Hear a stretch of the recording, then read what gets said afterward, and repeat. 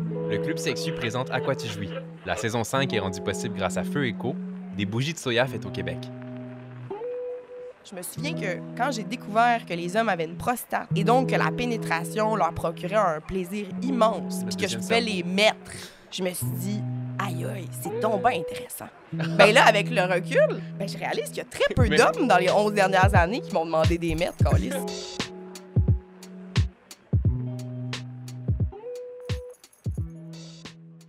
Histoire de jouets!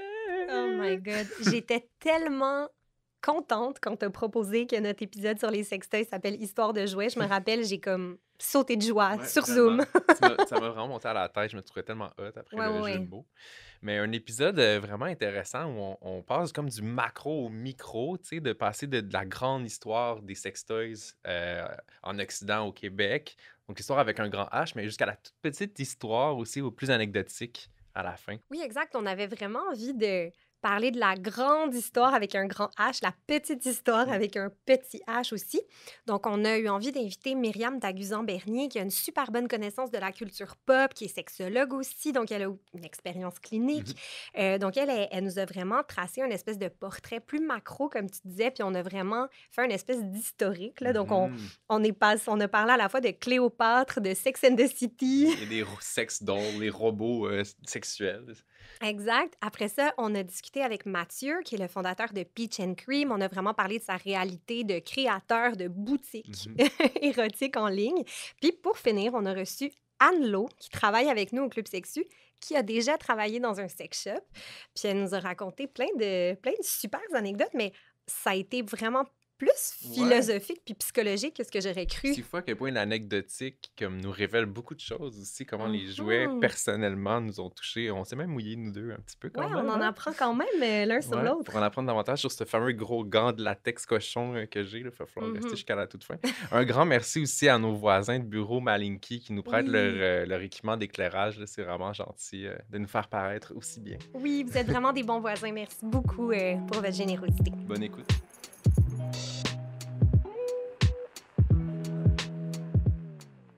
Ok, Laima, il faut que je te parle d'un trend TikTok que j'ai vu cette semaine. C'est genre, tu sais, les gars qui allument... En tout cas, les personnes... Tu vois, les gars... On va se le qui dire. allument les lumières complètement dans le tapis. Là. Tu sais, il n'y a aucune lumière d'appoint à l'horizon, aucun démeu à l'horizon. Mon cauchemar. Ouais, le mien également. Il y a une trend TikTok qui appelle ça les homophobic lights. Oh my God, homophobic light, c'est Je excellent. sais, c'est tellement niché, mais je trouve tellement que ça fait sens. C'est tellement agressant, ces lumières-là. Genre, mettez un dimmer, les gars, sérieux. Mais non, mais c'est vrai que la lumière d'ambiance, ça fait tellement de différence dans la séduction, puis dans comment on se sent, en fait, Oh my aussi. God, mais oui, il faut rester sur les lumières blanches dans le tapis. Gel. Et les bougies Freako sont absolument parfaites, on va se le dire, pour ce genre de situation potentiellement un peu hot, là. Vraiment. En fait, les bougies Freako, c'est comme un gros fuck you homophobic light. Oui! Elles sont faites à la main au Québec, écologiques, durables, cire de soya naturelle, il n'y a pas d'OGM, la livraison est rapide, des arômes pour tous les goûts. Fuck you homophobic light. Et en plus, grâce à nous, vous pouvez utiliser le code promo Club Sexy pour 10% de rabais. Merci Freako. L'épisode d'aujourd'hui est présenté par Peach and Cream, une marque montréalaise de bien-être sexuel. Salut! Allô? On est avec Myriam Daguzan-Bernier en studio. Myriam, je te présente rapidement. Donc, tu es sexologue, chroniqueuse, conférencière et autrice. D'ailleurs, Laima connaît toute ta biographie sur le bout des doigts. Oui, ben tes livres, en fait, Oui. surtout, on peut peut-être les nommer. Donc, c'est Tout nu. Tout nu, le dictionnaire bienveillant de la sexualité. J'ai l'impression que ça fait une éternité qui est sorti. J'ai participé à un collectif qui s'appelle, chez La Bagnole, qui s'appelle Ma première fois, 8 nouvelles pour changer les règles, c'est sur les menstruations. Ouais. Et le dernier est sorti l'année dernière et c'est Sexe, sexo, sexu. Tout le monde me dit que c'est dur à dire. Là. Idées nouvelles pour des sexualités libres et joyeuses, qui s'adressent plus à des adultes.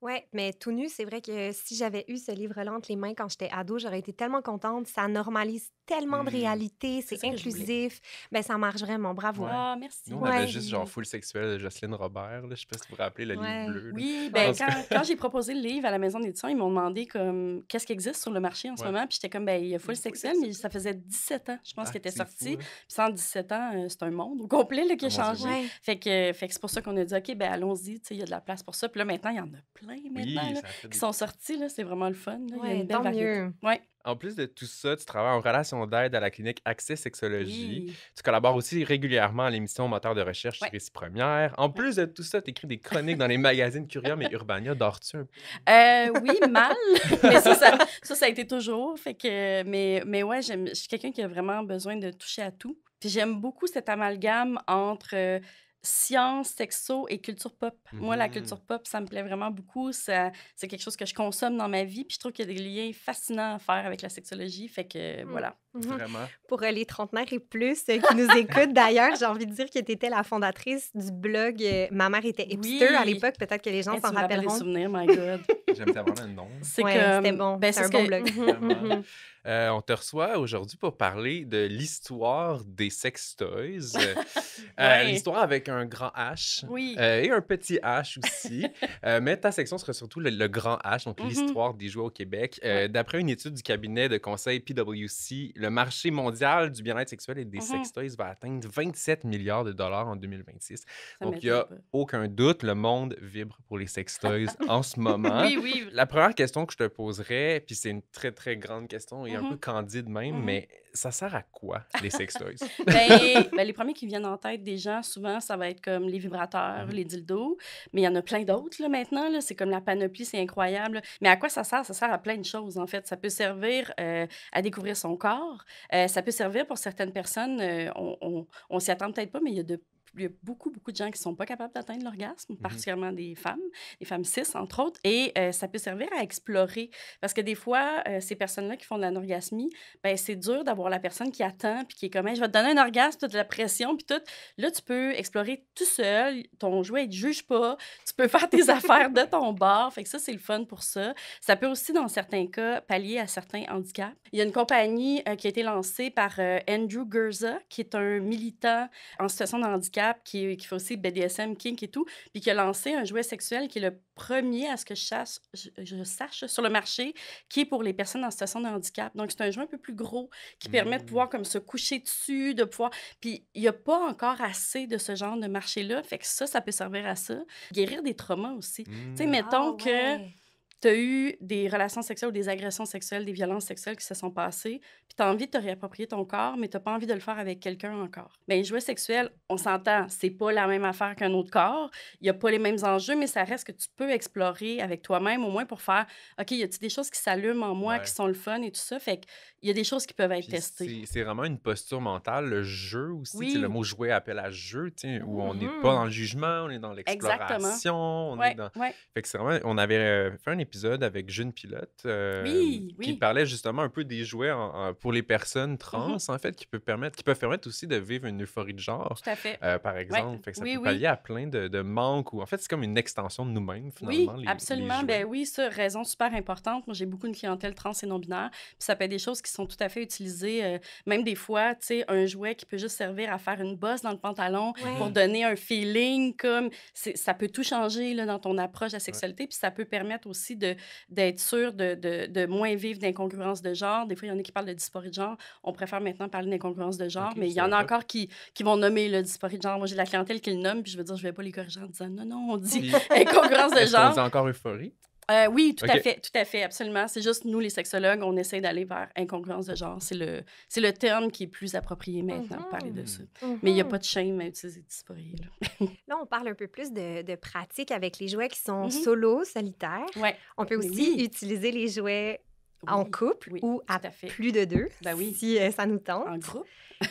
Ça ressemble à quoi, cette utilisation-là? Tu sais, ça ressemble en fait souvent, surtout chez les personnes queer, à des explorations qui sont très variées, en fait, là, vraiment très variées. C'est pas nécessairement juste pénétratif. Ça peut être une chose que je vois qui est très populaire ces temps-ci, ça va être, tu sais, les espèces de jouets que tu attaches sur la cuisse, puis que c'est comme une espèce de truc que tu peux chevaucher. Ça s'appelle, je pense que j'ai noté le nom, c'est vraiment Moi, je connais pas ça. Moi non plus, j'ai c'est jamais vraiment vu ça. intéressant. Comment ils appellent ça? C'est ce qu'on fait en fin de quand regarde même. toutes mes notes, là, mais je l'ai noté Genre une en petite plus. jartelle, genre Ouais, dildo, c'est genre. comme une espèce de... Tu Oui, raides la éventuellement. cuisse de Oui, l'autre puis c'est personne. comme juste une bosse, en fait. Puis Ah! c'est pas un Fait que c'est comme du dildo. Ou c'est pas... humping. Exactement. Comme quand tu signes un petit toutou. Exact. Fait que, tu sais, ça peut décentrer de la pénétration aussi, puis ça Ah! peut juste être le fun de, comme, tu sais... Frotti-frotta. Ben oui, Mhm. exactement. Fait que, tu sais, il y a ce genre de choses-là que j'entends parler aussi. Que ce soit seul, en couple ou en groupe, je pense que maintenant, l'idée, c'est plus... ça va au-delà de la pénétration, puis c'est une exploration des fois pratiquement du corps en entier, en fait, là, parce que les zones érogènes sont comme vraiment partout. Tu sais, il y a des études qui ont déjà été faites, puis à peu près tout le corps est érogène, là. Fait que ça peut être vraiment intéressant d'explorer tout ça. Mais évidemment, il y a encore certains complexes qui sont là. Je pense que tu m'amenais vers ça, hein, tranquillement, que je te laisse aller. Ah non, non, vas-y, Quelle je bonne vois tes élève. paroles. C'est parce que, oui, c'est ça. Mais c'est parce que c'est comme... Il y a deux cas de figure que je vois souvent, moi, en clinique. C'est souvent les hommes cis, hétéros, qui ont peur des jouets sexuels, qui ont vraiment l'impression que c'est un compétiteur dans la chambre à coucher. Ouais. Puis même, des fois, ça peut être les conjoints qui ont peur et qui se disent « Ah, mais mon chum va se sentir vraiment mal, il va penser que qu'il me satisfait pas » ou des choses comme ça. Mais c'est autre chose, c'est pas la même affaire. C'est facile de le dire, moins facile de le penser quand il y a de l'anxiété de performance et tout ça. Ça, c'est le premier cas de figure que je vais voir. Le second cas de figure, ça va être souvent dans des couples entre femmes, par exemple, des femmes lesbiennes ou des... là, j'ai le terme de sexo, là, les farsas, là, les femmes qui ont des relations sexuelles avec les femmes, qui sont pas nécessairement lesbiennes ou bisexuelles. Ou... Pardon, excuse-moi. Farsa, je trouve qu'on dirait un restaurant. Ah oui, c'est vrai! Genre libanais. Oui, c'est ça, exact. Ça a l'air bon. Mais c'est ça. Excuse-moi, Non, c'est moi, je parle tellement trop, je suis lancée. Mais dans ce cas-là, il y a beaucoup de personnes qui, ça va leur arriver d'avoir peur un peu parce que l'idée qu'elles ont en tête, c'est les dildos et les objets pénétratifs et elles veulent pas recréer une dynamique de pouvoir hétéro dans leur relation queer. Fait que ça, c'est des choses que j'ai vues. Ouais, puis j'étais comme, mais tu sais, c'est pas obligé, puis il y a plein d'autres jouets, il y a plein d'autres... Fait que tu sais, il y a encore ces peurs-là qui sont présentes, là, vraiment, avec les jouets sexuels. Ouais, donc la peur que le jouet vienne prendre la place de l'humain, quasiment. Tu parlais des hommes hétéros, là, j'imagine qu'on parle de taille. Par exemple, un jouet qui serait plus gros que le pénis. Plus efficace. C'est ça. Qui réussit à aller chercher des zones plus loin, plus fait long. venir plus vite. Ça montre à quel point il y a un stress par rapport à ça. Fait que, tu sais, quand tu dis, oui, largeur, longueur, tout ça, tu sais, si le gars, mettons, voit sa compagne qui tripe sa vie, puis tout, puis qui est comme, hey, mon Dieu, j'arriverai jamais à faire ça. Au lieu de peut-être se dire « Ah, c'est le fun, je la vois triper, je suis vraiment content, puis je vais participer moi aussi. » tu sais. Ou le womanizer la fait venir en 2 minutes, alors que moi, ça peut prendre 20 minutes. Il y a des jouets qui font des choses que le corps humain ne peut pas reproduire. Ben non, comme le womanizer, j'aurais beau tout essayer, là, comme la balayeuse des Teletubbies. Comment ça s'appelait? Oh my God! Je l'ai en tête! Ouais, elle avait un nom, la balayeuse. Ou même vibrer. Mon corps est vraiment compétent, mais je peux pas vibrer. Non, mais c'est ça. Pourtant, t'es tellement vibrant. Je suis vibrant, mais je peux pas vibrer. Mais c'est ça. Mais oui, il y a tellement une efficacité aussi qui est là-dedans. Puis des fois, ça peut faire un peu peur de trouver que c'est moins efficace dans le lit aussi après. Puis tu sais, quand on regarde aussi le marketing de ces objets-là, c'est souvent très, très ciblé pour des corps jeunes, minces, capables, en santé, bronzés, cute, etc. Alors que, je veux dire, si on faisait le portrait de tous les gens qui utilisent des jouets sexuels, c'est vraiment plus varié que ces cibles-là, tu sais.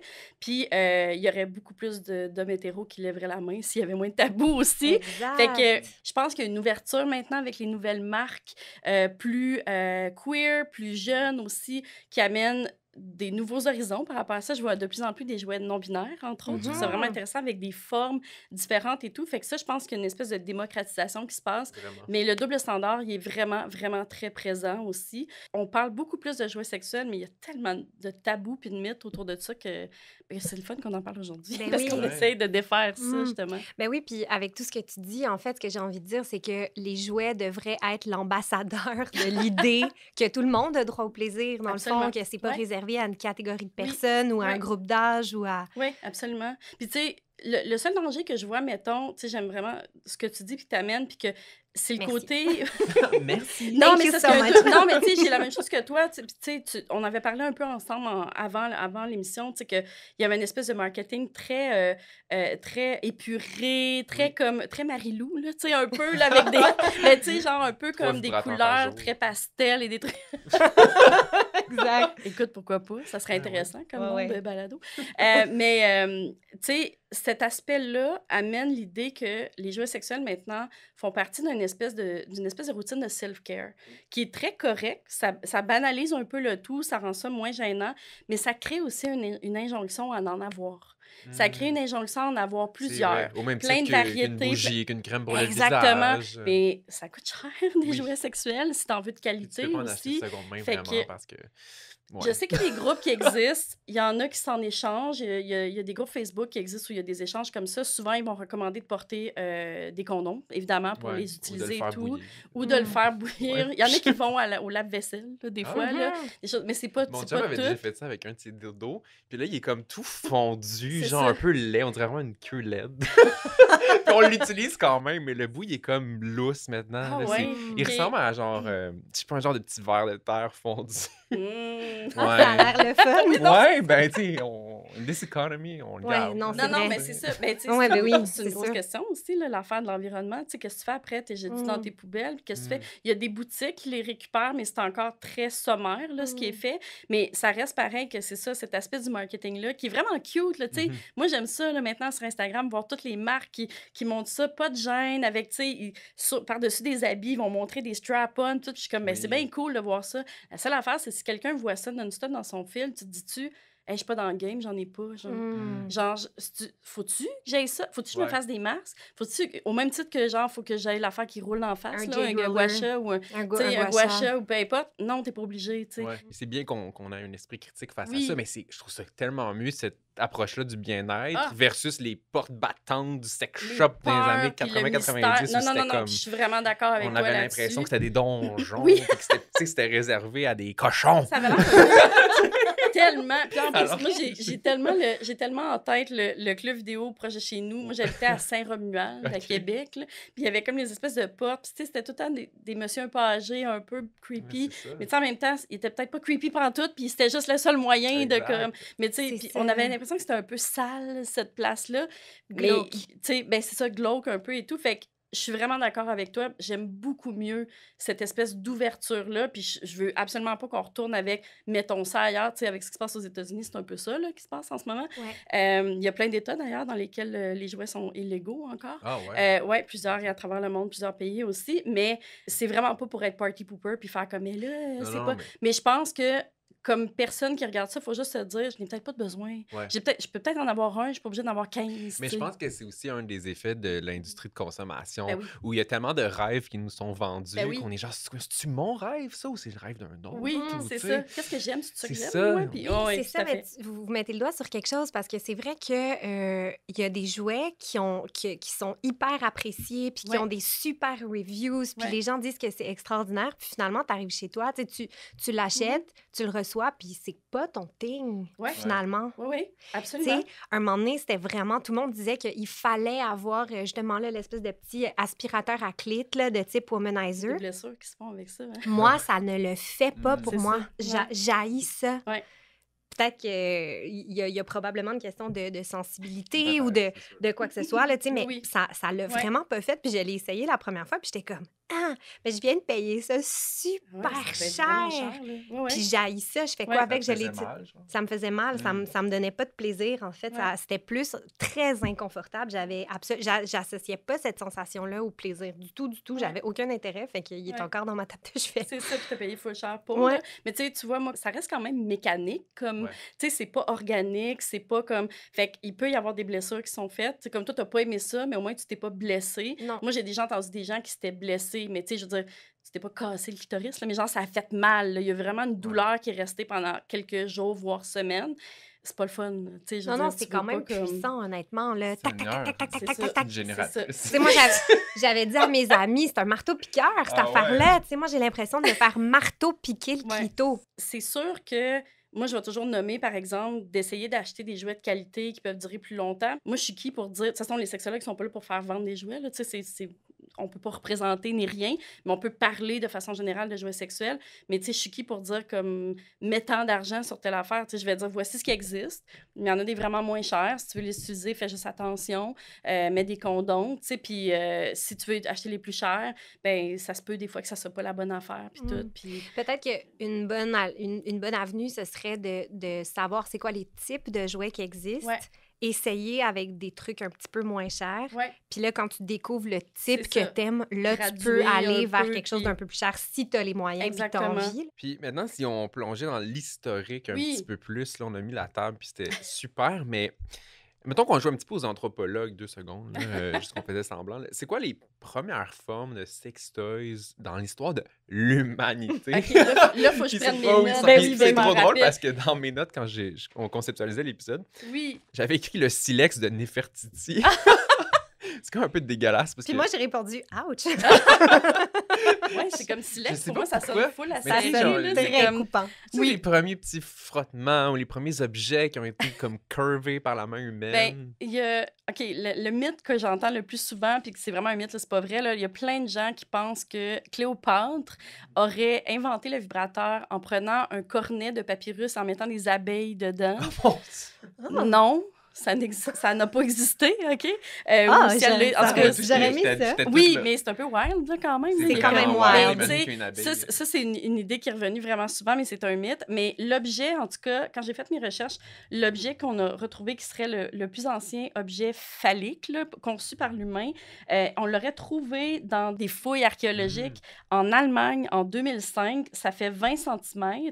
C'est construit dans de la pierre de quartz siltstone et ça date de 30 000 ans avant notre ère. Ok. Mais il y a un débat à savoir si tu vraiment un jouet sexuel, mais il y a C'est quand ça. même beaucoup... C'était-tu un pilon pour Ben, les, c'est pour ça, les tu sais, insectes? mais il y a beaucoup de spécialistes qui disent quand même, on pense franchement que c'était ça le but. Il y en a qui pensaient que c'était des statuettes de fertilité, puis il y en a d'autres qui sont comme, non, on sait à quoi ça servait. Fait que, tu sais, on n'a pas de témoins vivants, là, c'est un peu difficile de savoir. Fait que, tu sais, il y a c'est comme des débats qui sont pas clos.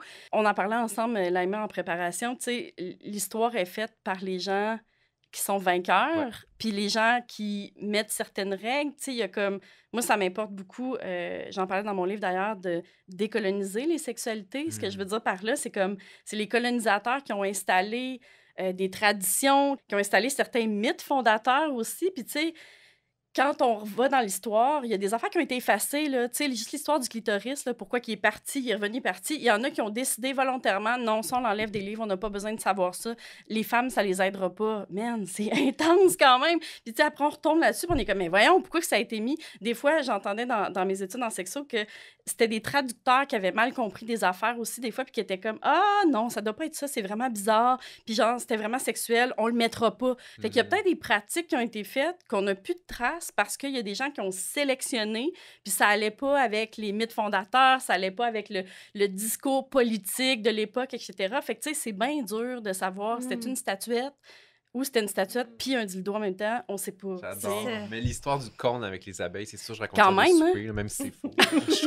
Mais c'est quand même intéressant. Moi, je trouve que ça Ouais. marque l'imaginaire, puis t'es comme, Vraiment. ah, wow, Cléopâtre. Tu sais, je veux dire, elle a l'air quand même cool Ouais, dans la c'est vie. bien fait que- de lait. De lait, Quelle de- femme. Oui, c'est vrai, de- c'est pas vrai. de brebis, mais de génisse ou je ne Oui. sais pas quoi, là. Génisse, quel mot, hein? Pas quand pire, même. hein? Ouais, quand Mm. même. Mais c'est super intéressant ce que tu dis sur les Vraiment. mythes fondateurs. Puis ça revient aussi à les livres d'histoire, les livres de sexologie ont été écrits par majoritairement des hommes, des peuples plutôt colonisateurs. Tout à Ce qui fait fait. qu'il y a Ben tellement, oui. tu sais, je pense juste aux Autochtones Ben oui. d'Amérique du Nord, tu sais, clairement. Ben, les nouvelles générations, maintenant, se réapproprient le Two Spirit, là, le deux esprits, en fait. Ouais. Genre, à l'époque des colonisateurs ici, ça a été enlevé. Tu sais, on voulait comme sortir, comment il disait, sortir l'Indien de l'enfant, là, sortir Oui. l'Autochtone, il disait Indien, là, Ouais, mais sortir l'Autochtone de l'enfant, puis c'était comme, on t'enlève ton nom, on t'enlève tout, puis tu sais, tes affaires de troisième genre, là, pense pas à ça, là, c'est pas bon, c'est pas ces affaires malsaines, puis la sexualité, comment tu la vis, faut plus que tu fasses ça maintenant. Fait que tu sais, des religieux qui leur disent comme, puis qui abusaient d'eux autres de l'autre bord, là, mais ben, c'est ça, tu sais, fait que c'est des sélections qui sont faites, puis qui en disent long, en fait, sur comment peut-être les choses ont été vécues, mais tu sais, je trouve ça super intéressant de parler de ça en ce moment parce qu'avec ce qui arrive aux États-Unis, on s'en sort pas. Ouais. C'est Un un effacement autodafé, historique. là. Ben Ah oui, oui, c'est sans c'est comme loin. c'est drôle. Il y a eu un livre qui a brûlé, que tu parles d'autodafé. Mon Dieu.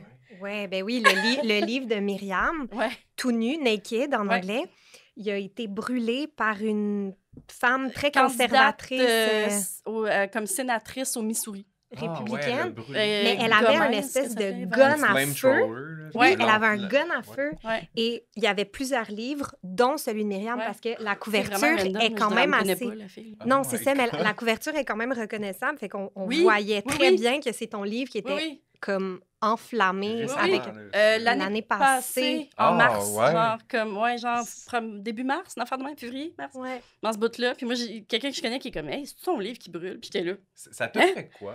Ah, j'étais pas bien. Non, non, ça a été dur, hein? Je me rappelle, on s'était écrit Ah, à cette époque-là. Ouais, c'est pas un moment vers lequel c'est parce que, tu sais, pour moi, ce moment-là, ça représentait... On brûlait, en fait, tout ce à quoi je crois. Ouais. Tu sais, moi, j'ai décidé d'être sexologue parce que j'avais envie de travailler en santé trans. J'ai décidé d'être sexologue parce que je crois à la diversité sexuelle, à la pluralité des genres, parce que j'ai des valeurs que je veux mettre de l'avant. Ça, brûler ça, là, ce que ça disait aux jeunes personnes LGBTQ, 2SIA+, là-bas, c'était « on veut pas t'existe Ouais. ». Puis c'est ça qui se passe en ce moment. Tu sais, ils effacent les sites Internet. Ah, Tu sais, c'est terrifiant. un effacement historique qui est en train de se faire en ce moment. C'est un effacement social. Ça me fait peur. Puis tu sais, j'avais eu plein d'appels de journalistes, là, puis ils étaient comme, t'as-tu peur pour toi? J'étais comme, mais non, il y a personne qui va débarquer chez nous, là. C'est pas pour moi que j'ai peur, c'est comme, je comprends leurs questions, mais j'étais pas ciblée, moi, tu sais, mais c'est toutes les personnes que ça cible. Puis, tu sais, j'ai eu de la clientèle qui était comme, man, ça me fait capoter. Puis j'étais comme, mais je comprends, tu sais. Moi, je pensais à ma clientèle, là. J'avais peur, puis j'étais comme, comment ils et elles peuvent se sentir quand arrive une affaire de même, c'est que c'est vraiment venu me chercher. Fait que j'ai pas eu des bons moments après, c'était vraiment pas le fun. Si je nous ramenais un petit peu vers les sextoys, Oui, là, mais c'est intéressant quand même parce qu'on réalise que l'histoire avec un grand H, on peut la détruire ou essayer de l'effacer. Ben puis- oui. Mais là, aujourd'hui, on tente de l'écrire correctement. Oui. Et là, si on revient à la ligne du temps des sextoys, disons, en Amérique du Nord / Occident. Occident, là, 20e, 21e Ouais, siècle. c'est une grosse colle hein, qu'on te pose. C'est Vraiment. comme une grosse colle, puis on peut y aller de manière très générale, tu sais, la commercialisation, la révolution sexuelle. Ouais. Est-ce qu'il y a des grandes dates fondatrices ou des grands Ben, événements? c'est sûr, dans mes lectures que j'ai faites, tu sais, je suis pas une historienne des jouets sexuels, là, je suis une historienne de l'art. J'ai vraiment un bac en histoire de l'art qui est quand même assez différent. On parlait pas de sextoy. Là. Quoique ça dépend des artistes qu'on voit. Ben, il y en a qui sont des œuvres d'art aujourd'hui, Ben, des c'est ça, sextoys, j'ai envie de dire. Effectivement. Quand j'ai fait mes recherches, évidemment, on parlait beaucoup de mai 68, qui a fait comme une espèce de révolution et tout ça, qu'il y a eu un impact ici. La seule chose, c'est qu'il faut se rappeler qu'on a quand même un peuple très jeune, on a une histoire très, très jeune et qui est très marquée par la religion. Fait que c'est sûr que j'ai l'impression que ça a quand même marqué des choses, mais tu sais, on pense à la révolution sexuelle en 68. Il y a quand même, moi, j'ai été retracée un peu. Depuis 74, je pense, si je ne me trompe pas, la boutique Priap à Montréal Oui. existe. Fait que, tu sais, il y a quand même... Dans le village. Dans le Ben, village. c'est ça, tu sais, qui est encore là, si je ne m'abuse, Ah ouais, tu sais, c'est puis qui est totalement le vivante cœur et tout, ben, battant c'est du ça. village. Ouais, elle est C'est très, ça, très parce là. que je savais pas si c'était encore ouverte, mais c'est ça, c'est encore là, c'est encore présent. Fait que, tu sais, il y avait quand même puis il y avait quand même quelque chose qui était là, qui était présent, puis les populations queer, encore une fois, étaient vraiment de l'avant pour mettre ce genre de culture un peu alternative, en fait. Puis là, j'ai comme un souvenir de mon cours de sociologie queer avec Chacha Enriquez, qui parlait, je pense, du bar Le Tox, qui avait contribué, qui avait eu des choses, des répressions policières qui étaient là. Mais je pense qu'il y avait quelque chose aussi par rapport à ça qui... tu sais, c'est pas sextoy précisément, mais c'est dans le sens où il y avait une sexualité qui était exprimée là-bas, qui était un peu réprimée aussi en même temps. Fait que je pense que c'était ça, le climat un peu sociopolitique qui était présent, mais en même temps, on était encore beaucoup dans le couple, la famille nucléaire, Fait que comment se situaient les sextoys là-dedans? J'ai pas de réponse précise à vous donner, mais je suis sûre que ça faisait son chemin, ne serait-ce qu'à cause de Priap qui était là pour une certaine population. Puis le Magic Wand n'a pas cessé d'être vendu depuis. Il est sorti en 68 par Hitachi, puis c'est encore le jouet sexuel qui était un masseur. Là. Ouais. Fait que, tu sais, il y a Un plein de neck gens... massager. Ben, c'est ça. Puis je sais qu'il y a une longue histoire au Québec aussi, ça, j'ai pas de détails sur les dates, mais tu sais, des ventes de jouets dans les salons, là. Tu sais, des gens qui se promenaient, puis il y en a encore... Ben, exactement. Tu sais, il y a ça aussi qui était fait, mais quand ça a commencé, comment ça s'est installé, c'est quand même... Parce qu'en fait, si on fait une histoire des jouets, c'est quand même une histoire finalement de la commercialisation. Ben oui. Commercialisation. Donc, Ouais. c'est quand même un geste, finalement, faut le construire en usine, Oui, massivement. tout à tu sais. fait. Fait qu'il faut que ça vienne quand même avec un commerce qui est accepté. Exact. Et fait que, Ouais. c'est pour qu'il y ait quand même un marché, finalement. Oui, il faut qu'il y ait un marché. C'est ça. Puis, tu sais, fait que clairement, il devait y avoir aussi un marché d'importation qui devait être là, parce que probablement qu'il y en a qui se faisaient ailleurs. Tu sais, maintenant, je pense qu'il y a beaucoup plus de jouets sexuels qui se font au Québec, des compagnies, mais il y a quand même, je pense, certains éléments qui sont comme clairement importés, bon, probablement des États-Unis, de la Chine et tout ça.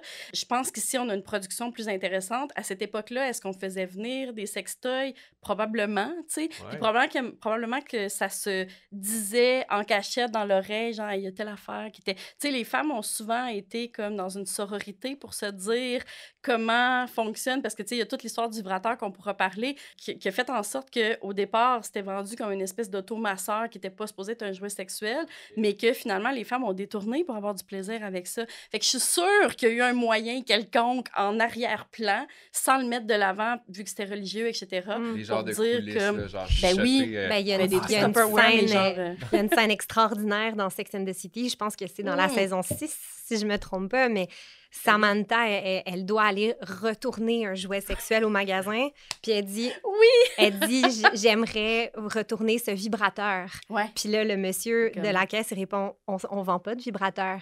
Puis elle est comme, ben oui, je l'ai acheté ici, tu sais, comme...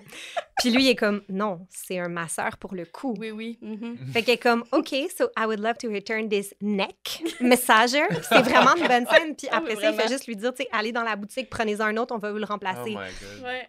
Puis elle se retrouve, il y a juste des femmes dans la section Ben oui. des neck massagers, puis elle se met juste à comme donner des conseils à ces femmes-là. Elle est comme, non, ça, genre, utilise-le pas à moins que tu aies des pantalons de ski. Ou genre, ça, c'est cool. Si tu... Fait qu'elle devient comme une espèce de, Oh my God. de vendeuse. J'adore. C'est incroyable. Puis il y a aussi, il y a un grand mythe aussi avec les vibrateurs qui veut qu'ils étaient utilisés pour traiter l'hystérie au féminin. Ouais, C'est-tu vrai, ça? Ce serait un mythe, en fait. Ce qui est arrivé, c'est que en 98, il y a un livre qui est sorti qui s'appelle The Technology of Orgasm, qui a été écrit par Rachel P. Maines, puis qui était une spécialiste de l'histoire de la technologie et tout.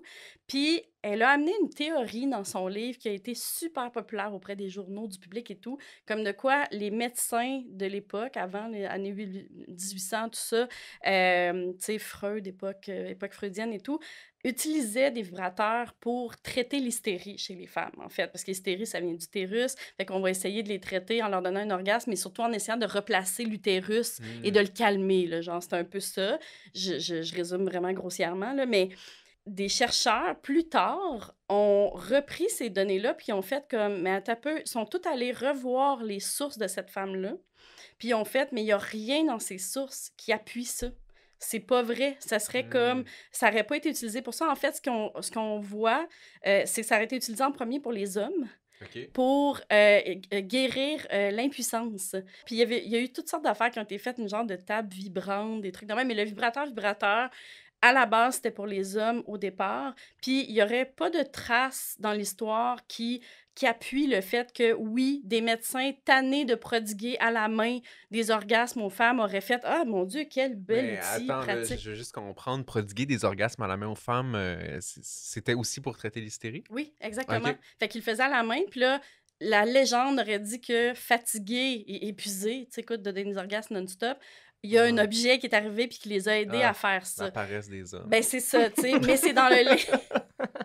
C'est dans le livre, c'est comment ça s'appelle? Buzz Stimulating History of the Vibrator de Ali Lieberman. Ça, c'est elle qui a fait la recherche par-dessus la recherche de la première. Là. Je sais pas si c'est clair, là, mais... Ouais. Une méta-recherche. C'est ça, exactement. Elle a révisé la recherche, puis elle, dans son livre, elle explique c'est pas fondé, cette affaire-là.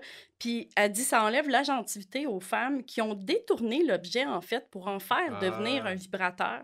Puis même Rachel P. Maines a été interviewée là-dessus. En fait, ben là, il y a des livres qui sont sortis qui disent que...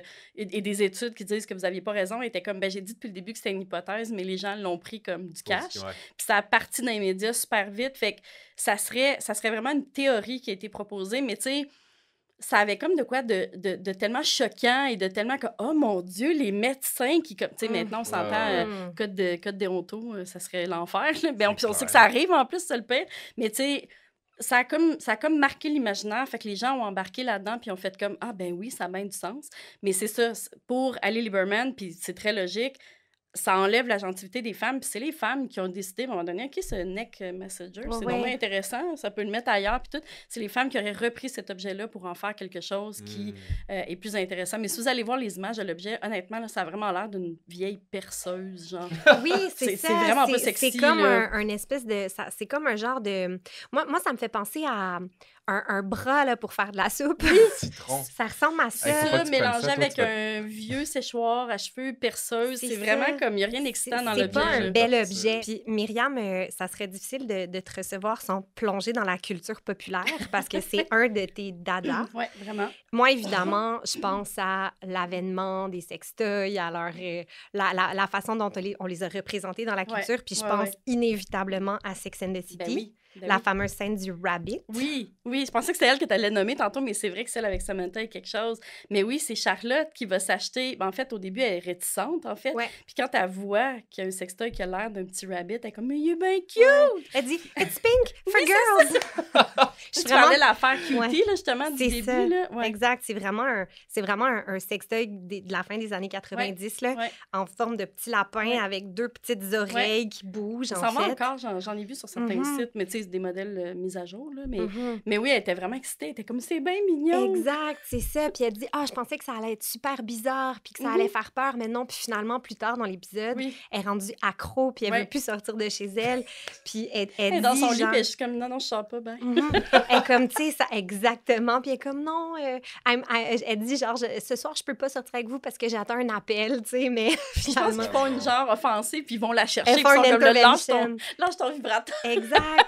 Puis elle dit, tu sais, elle dit, je viens pendant 5 minutes, tu sais, puis tout ça. Fait mais ça, j'ai l'impression que ça a dû démocratiser quand même l'usage des sextoys. Les ventes ont explosé du fameux Rabbit. Là, oui, c'est devenu un des vibrateurs les plus populaires. Puis je pense que, tu sais, là, évidemment, là, les générations ont changé et tout, mais je pense qu'il s'en va encore, entre autres, à cause de nous autres, là, notre génération qui en parle encore. Puis ça a été marqué, Sex and the City, ça a été marquant. Là, ça a été une des premières séries, en fait, populaires qui montrait de la sexualité féminine dans le détail, là, tu sais, avec la nudité, tout ça. Puis des orgasmes féminins, ce qu'on voyait pas souvent. Puis, tu sais, pas axé sur les hommes et tout. Fait que ça changeait vraiment des choses. Fait que je pense que ça a pu permettre à plusieurs femmes, plusieurs personnes féminines et tout ça de pouvoir dire comme « Oh mon Dieu, j'ai accès à ça moi aussi, puis j'ai envie d'en avoir un. » Puis on sait à quel point la télé, ça a de l'influence, les séries télé et tout.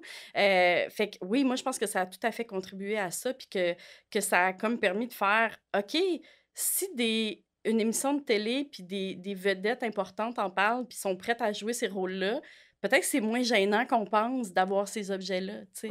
Fait que, oui, moi, je pense que ça a vraiment, vraiment contribué. Puis c'est intéressant parce que récemment, ils ont mis Sex and the City sur Netflix. Fait qu'il y a toute une nouvelle génération de Gen Z qui découvre, qui découvre vraiment Sex and the City. Fait que je serais curieuse d'aller regarder si le Rabbit a connu une espèce de renaissance chez les Gen Z, peut-être. Je sais pas. Hein? Quand même, ce que ça nous montre aussi, c'est que les jouets peuvent nous initier à des pratiques. Ça peut nous aider quand même à se tremper l'orteil dans une pratique. T'sais, on disait au début que c'est une extension de nous-mêmes, mais pour le BDSM, c'est sûr que les jouets sont super importants. Que ce soit le fouet, que ce soit les cravaches, les harnais. Ça nous aide quand même à créer à ouvrir une autre dimension, les jouets, où on est plus grand que nous-mêmes. Ce que je vois, moi, dans ma pratique, c'est qu'il y a de plus en plus de gens qui voient ce genre d'objet-là, puis qui sont comme « Hey, c'est intriguant, j'aimerais ça savoir comment ça marche. » Puis tu sais, comment je peux faire pour commencer? C'est quoi comme l'ABC, genre, du BDSM? Puis on s'entend... Il n'y en a pas dans le sens qu'il n'y a pas un bon parcours là, dans le BDSM, là, à part le consentement, là, tu sais. Mais je veux dire, puis moi, je peux pas me dire une experte, même si j'ai suivi des formations, des choses comme ça, parce qu'il y a tellement de parcours différents. Mais tu sais, il y a beaucoup de gens qui viennent en disant... Ça m'intrigue. J'ai vu quelque chose. J'ai vu ça dans, tu sais, il y avait la série Bonding sur Netflix à un moment donné. J'ai vu des trucs. Ah, j'aime ça, le jeu de dominatrice, de soumis, tout ça. Tu sais, t'avais vu How to Build a Sex Room? Oui, je l'avais vu. À un moment donné, il y avait un couple dont une femme qui était comme moi, là, je veux full être une dominatrice. Nanana. Elle a commencé à le faire, puis elle était comme, hey, j'aille ça. Je suis vraiment pas une dominatrice. Fait que, tu sais, pour aussi voir comment tu agis, toi, quel rôle tu veux jouer là-dedans, ces objets-là peuvent mener à ça, à te questionner sur, en fait, qu'est-ce que j'ai envie d'explorer? Je suis qui dans ma sexualité? Puis elle me sert à quoi, la sexualité aussi? Puis ça, c'est une question, je trouve, que les gens oublient souvent de se poser. Pourquoi je veux faire de la sexualité? Des fois, c'est pour se valider, des fois, c'est pour passer le temps, des fois, c'est pour essayer des jouets. Puis, tu sais, on fait ce qu'on parle un peu, c'est des vents de dos pour l'histoire des jouets, tu sais. Puis, j'ai l'impression qu'un des grands vents de dos de l'histoire des jouets, ça a été la pandémie où finalement, on s'est comme retrouvé seul à la maison. Beaucoup de personnes carrément seules, surtout les personnes célibataires, tu sais, ou les personnes qui vivaient pas avec leur personne. Est-ce que les jouets ont connu un grand succès pendant la pandémie? Vous achetez de la tête toutes les deux? Énorme boom. Mais toi, t'en as couvert aussi beaucoup dans des textes, me semble que j'avais vu des chroniques. Oui, j'avais fait un article sur des gens qui avaient acheté un jouet pour la première fois pendant la pandémie. Puis j'avais réussi à parler à des hommes aussi, des hommes hétéros qui avaient emboîté le pas, puis qui avaient commandé quelque chose en ligne, puis qui l'utilisaient, puis qui aimaient ça, tu sais, parce qu'on l'a dit un peu plus tôt, il y a quelque chose de plus tabou pour les hommes hétéros, cis. Même des masturbateurs, même si c'est pas quelque chose qui va pour du sexe anal, là, même les masturbateurs sont mal toute vus forme encore, de jouet. Pompe à pénis, tout ça fait comment, vieux monsieur qui... Ben non, des pannes d'érection, des pannes d'érection, ça arrive vraiment plus fréquemment, puis jeune. Puis il y avait quelqu'un qui m'avait dit qu'il avait toujours eu l'impression que c'était loser pour un homme, les jouets, c'est loser. Si j'ai besoin d'un jouet, ça veut dire que je suis pas capable de me trouver une partenaire. Ça veut dire que je suis... loser, c'était vraiment ça. Puis finalement, il s'est rendu compte que c'était pas ça du tout, puis que c'était pas quelque chose qui remplaçait qui que ce soit, mais c'était quelque chose qu'il utilisait juste pour compléter. C'était plus complémentaire que compensatoire, disons. Mais tu sais, c'est des affaires générationnelles aussi. Hein. Tu sais, moi, tu vois, genre 45 dans quelques semaines, puis moi, à mon époque de jeunesse, là, ben, j'étais encore jeune, là, mais rencontrer sur les applications de rencontre, c'était fucking loser. Là. C'était vraiment comme... les sites de genre, rencontre. tu le disais pas, là, j'étais allée sur, c'était quoi, Réseau Contact. Monclasseur.ca. Tu l'as rencontré. Mon classeur! Oh my God, c'est my... Do you look good? Do you look good? Do you look good? Mais non, tu sais, c'était vraiment où tu l'as rencontré. Sur Réseau Contact. Tu disais pas fort, alors que là. maintenant, on swipe devant nos amis, tu sais. C'est vraiment... encore une fois, démocratisé. Fait que, tu sais, je pense que c'est une question de temps avant que les choses changent comme ça. Puis tu vois, justement, la pandémie a permis ce genre d'affaires-là. Tu sais, d'ailleurs, il y a Pornhub qui a offert gratuitement en Italie au début, vu que ça éclot en Italie. Tu sais, moi, j'ai commencé ma pratique juste comme après la pandémie. Ben, pas tout à fait après. On était un peu dedans encore, là, comme la deuxième vague. Tu sais, j'ai pas pu voir avant, mais tu sais, toutes les recherches que j'ai faites, soit pour moteur de recherche ou tu sais, pour ma clientèle et tout, il y avait un boom extraordinaire là, de jouets sexuels partout dans le monde. Il y avait même la compagnie québécoise Bellessa qui a fait des tirages où ils donnaient des jouets sexuels. Ils en ont donné plusieurs milliers, genre, pour juste faire... Comment ils disaient leur argument? C'était « on veut que vous soyez safe chez vous puis que vous ayez une sexualité satisfaisante. » Fait qu'il y avait quelque chose aussi qui était passé comme message qui disait « c'est normal. C'est normal. » Un peu comme le fait Club Solo, ici, justement. Tu sais, Club Solo, créé par le Club Sexy. Exactement. Tu sais, moi, j'avais trouvé ça extraordinaire. Ça, j'étais comme, comment faire parler, en fait, de masturbation, puis dire que tout le monde fait ça, ben, tous les gens qui veulent le faire, puis que ça existe, puis c'est vrai, puis on peut s'arrêter que ça soit tabou. C'est un enjeu de santé publique, c'est dit, parce que le message était resté à la maison, puis jouer avec vous-même, jouer avec vos jouets. C'est la façon la plus sécuritaire. Exact, de prendre son pied en ce moment. Puis pour les gens qui ne sauraient pas c'est quoi Club Solo, c'était une application où on pouvait géolocaliser de manière approximative où on était quand on se masturbait. C'était pas pile poil chez vous. Là. Non, c'était pas pile poil chez vous. Je me rappelle pas c'était quoi le kilométrage, mais tu sais, c'était comme... vague, t'es à peu près là, tu peux pas stalker quelqu'un. Non, c'est ça. Puis ça créait une espèce de grande cartographie des plaisirs solitaires. Et c'était vraiment beau, Puis on avait créé une roulette pour générer des pseudonymes, parce qu'il y avait des noms. C'était genre Lapine Coquine 69, des affaires de même, là, concombre, lubrique. L'autre horny. C'était vraiment le fun. La petite roulette, il y avait comme une gamification quand même, un peu l'expérience. C'est vrai que c'était magnifique. Moi, j'aurais eu ça quand j'étais jeune, j'aurais fait comme, OK, c'est normalisé, tu sais. Fait que oui, d'avoir ces espèces... Tu sais, oui, il y avait l'appel de la santé publique qui était comme « restez chez vous, touchez-vous ». Mais je veux dire, ils n'ont pas le choix, eux autres. C'est une approche de santé publique. Ils ne peuvent pas dire ça. Nos gouvernements parlent de ça. Oui, parlent de masturbation. Mais moi, je trouvais ça bien. J'étais comme crime. Pour une fois, on le dit, tu sais. La seule affaire, c'est comme rester chez vous. Ben, qu'est-ce que tu fais quand t'es en couple ouvert ou t'es en polycule? Tu sais, la réalité, on s'entend, c'était très binaire et c'était très hétéro. Bon, il y a ça, mais tu sais, la santé publique, on est encore...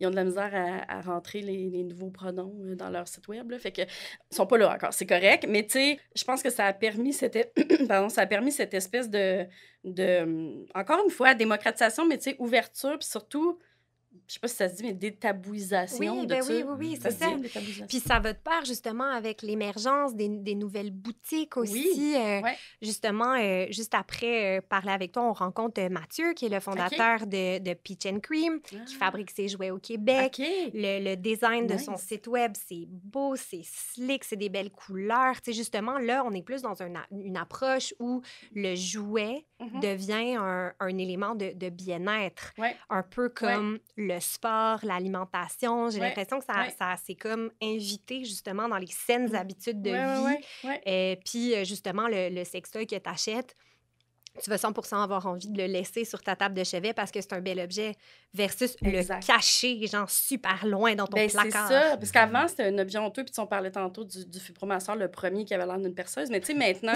l'objet, il est important. Moi, quand je parle à ma clientèle ou à d'autres gens comme de jouets sexuels, puis je dis, les premiers critères, c'est qu'il faut que tu aies le goût de le toucher, il faut que tu le trouves beau, il faut que tu aies envie de jouer avec, il faut que les couleurs te parlent, il faut qu'il n'y ait pas de couleurs, si tu veux pas de couleurs. Tu sais, il y a des questions à se poser pour savoir, puis je trouve ça super intéressant, parce que je me souviens plus c'est quoi le compte Instagram, mais j'avais vu une artiste, puis je sais pas si elle est au Québec, faudrait que je le retrouve. Elle faisait des objets, des jouets sexuels en céramique, OK, parce que ça peut être super safe aussi en céramique.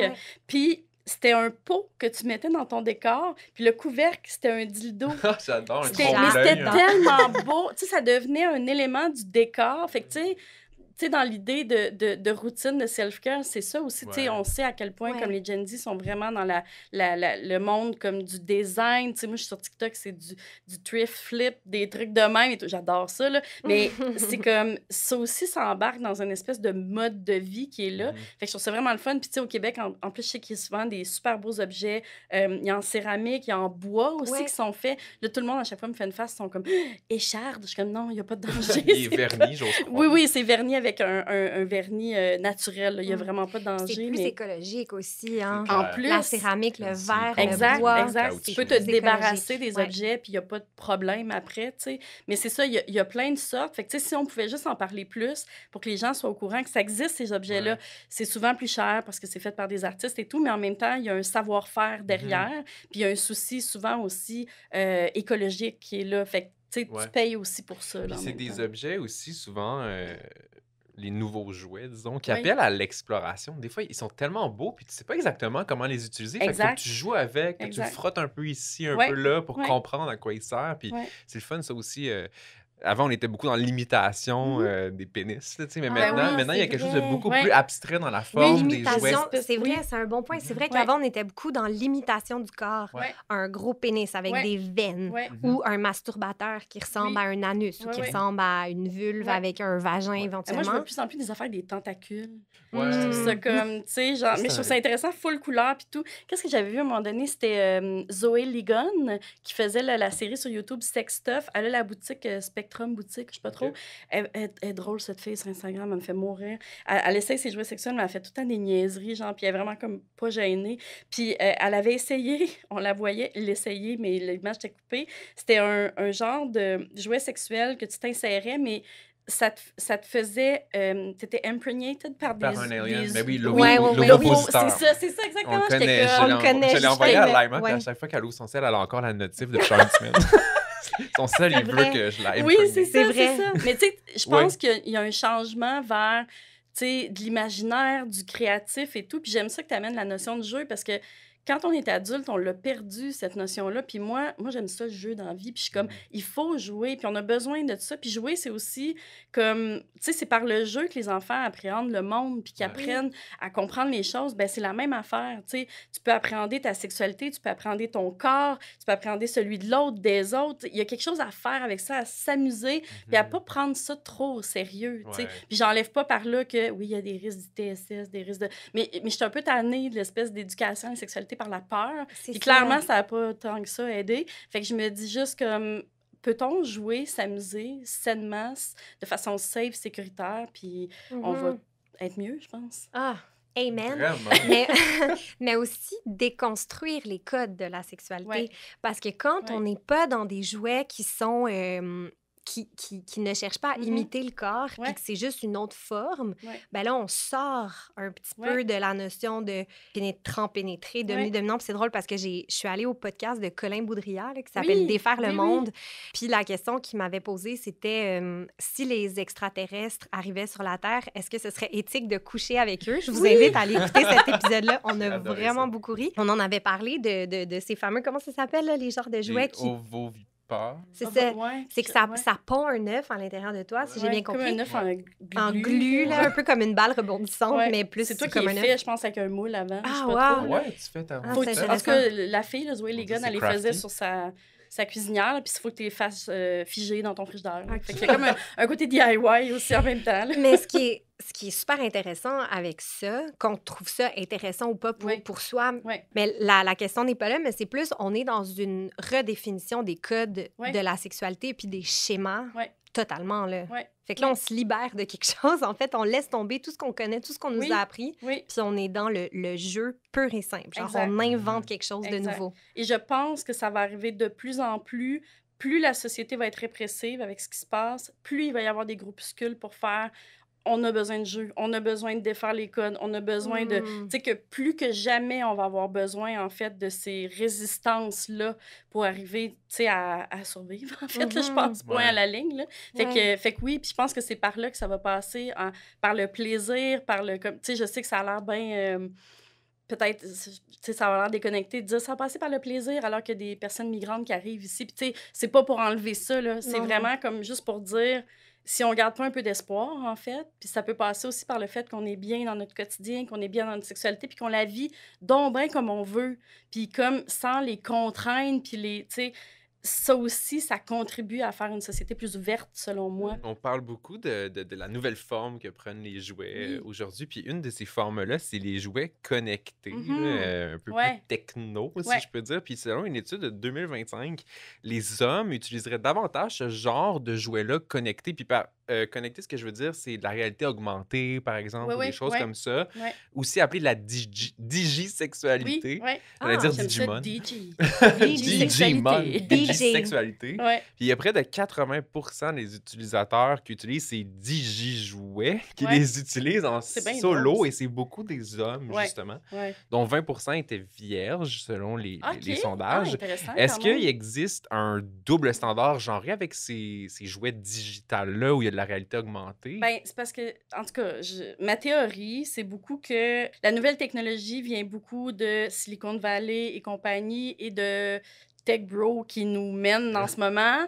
Là, ça va être mon aspect très féministe, mais ça l'est depuis le début. Mais tu sais, c'est leur target, leur cible, c'est souvent des hommes hétéros, blancs. Fait qu'il y a un biais déjà qui est là. L'intelligence artificielle, c'est la même chose. C'est encore des très grosses compagnies qui sont menées par des hommes blancs, riches, hétéros. Fait que ça m'étonne pas que ça soit leur cible, ces gens-là.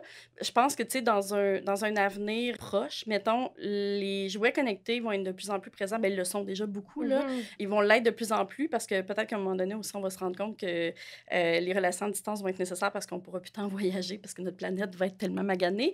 Mais il y a ça aussi. La technologie va s'inviter de plus en plus dans les jouets. L'intelligence artificielle va s'inviter de plus en plus. Tu sais, comme là, même, ça s'invite dans les apps de rencontres où il va y avoir des espèces de wingman, wingwoman pour essayer de dater à ta place ou t'aider à dater. Ça, c'est l'avenir rapproché des apps de dating. Mais dans les jouets, je pense que ça va s'en venir. Ben, c'est déjà là aussi, entre autres, avec les robots sexuels, que je rentre dans la catégorie des jouets sexuels, même si c'est comme fucking gros, là, tu sais, à recevoir chez vous, là. Ça, c'est pas subtil. Comment tu te débarrasses de ça après? C'est comme intense. Mais, c'est vrai. Mais je pense qu'on s'en va vers là, vers ce genre d'expérimentation-là, réalité augmentée et tout, mais réalité virtuelle prend de plus en plus de place. Il va y avoir un gros travail de fond à faire pour enlever les biais qui sont là. Parce que dans les recherches que j'ai faites pour mon livre, d'ailleurs, je parle des robots sexuels aussi là-dedans. Puis il y a beaucoup de chercheurs, chercheuses queer, entre autres, qui ont fait... Moi, je me reconnais pas dans les produits qui sont offerts. Parce que soit les poupées sexuelles, c'est full genré, des femmes à gros seins avec... ou, tu sais, mettons que c'est une petite latina avec des traits... C'est full stéréotypé et tout. Fait, mais je pense que c'est ça, il va falloir passer par-dessus ça. Puis est-ce que aussi ces jouets sexuels-là, tu sais, comme des robots, mettons, vont servir... parce qu'il y en a beaucoup qui amenaient l'argument de « Ah, ben là, les violences sexuelles, ça va être contre les robots. » Je suis pas certaine. Si c'est un robot qui a l'air d'une femme, pourquoi tu pourras pas comme reproduire? Fait qu'il y a beaucoup de questions éthiques derrière ça. Peut-être que c'est pas la fin la plus hop la vie, mais il y a des questions à se poser sur l'avenir des jouets sexuels, surtout avec l'intelligence artificielle qui prend de plus en plus de place. Mais c'est drôle parce qu'on venait juste de constater que les jouets prenaient de moins en moins la forme du corps humain, mais là, avec la digisexualité puis les digijouets, c'est comme s'ils voulaient reproduire un peu un regard humain qui est souvent un male gaze, finalement, parce que, tu sais, c'est des casques de réalité augmentée qui sont connectés à des genres de pompes à peine, mettons. Qu'est-ce que fait que tu vois quelque chose, une image pornographique pendant que quelque chose de mécanique se passe en bas. C'est quand même fou, là. T'es dans une réalité augmentée, mais qu'est-ce que tu vois? Puis il n'y a aucun travail de l'imaginaire, finalement, avec ces jouets-là. Il y a ça, puis moi, pour le voir en clinique, ce que ça peut amener, la porno, puis ce que ça peut avoir comme effet, puis on s'entend, je dis tout de suite, je suis pas contre la porno, pas du tout, mais je le vois que ça peut amener certaines difficultés érectiles, ça peut amener une perte de désir dans le couple, des choses comme ça. Il y a un impact, fait qu'il faut pas mettre de côté que si on travaille sur ce genre de jouets-là dans l'avenir, il va falloir voir c'est quoi les impacts de tout ça après. Puis ça va être intéressant de voir comme sexologue, comme psychologue et compagnie, qu'est-ce qu'on va avoir à gérer avec la réalité virtuelle, entre autres aussi, tu sais, comment faire la part entre ce qui se passe là puis qui se passe, tu sais, comme... pas que c'est moins vrai, là, tu le vis quand même aussi, mais je pense qu'il y aura des questions éthiques, déonto et humaines, fondamentalement, à se poser là-dessus. Là. Hey, de Cléopâtre au priable jusqu'au robot sexuel. On s'est promené, mais si on avait à se laisser sur un grand message, c'est quoi, selon toi, Myriam, l'avenir des jouets? L'avenir des jouets. Est-ce que je peux parler de l'avenir que je souhaiterais pour les jouets? Absolument. Okay. Ouais. Ce que je souhaiterais, ça soit que les gens se permettent de s'amuser avec ce qu'ils veulent. Tu sais, selon leurs moyens, selon leur... Puis qu'il n'y ait pas de jugement par rapport à ça. Tu sais, comme, t'as envie d'essayer telle affaire, mais vas-y. Tu sais, t'as envie de... Puis qu'il n'y ait plus de tabou autour de ça, puis pas qu'il y ait non plus d'injonction à le faire. Tu sais, que ça soit plus normalisé, que ça soit plus... je pense que ça serait ça, mais tu sais, mon discours, c'est tout le temps ça, là, tu sais, d'enrayer les tabous, de normaliser les choses, pas nécessairement de les banaliser non plus, mais juste de faire en sorte que les gens soient bien. On peut-tu être bien, on peut-tu être heureux, dans la bienveillance et tout, d'autant plus dans les circonstances actuelles, je pense qu'on va avoir besoin de beaucoup de plaisir, puis de joie de vivre dans ce qu'on peut trouver. Je le dis en braillant. Je pense que ça va être nécessaire. Ouais, nécessaire. Fait que sur ces larmes et ces rires, merci tellement, Myriam. Merci à vous autres. T'étais passionnante, comme d'habitude. Merci. À l'écrit comme à l'oral, j'ai envie de dire. On a nommé vraiment beaucoup d'œuvres ou de livres. Je pense qu'on va les ajouter, en fait, dans la description de l'épisode. Tout ce qu'on a nommé, parce que t'es vraiment une bibliothèque sur pattes. T'as tellement nommé beaucoup de romans et d'essais que j'ai envie d'aller lire. Fait qu'on mettra tout ça en description de l'épisode. Ouais, merci. Merci à vous. Merci.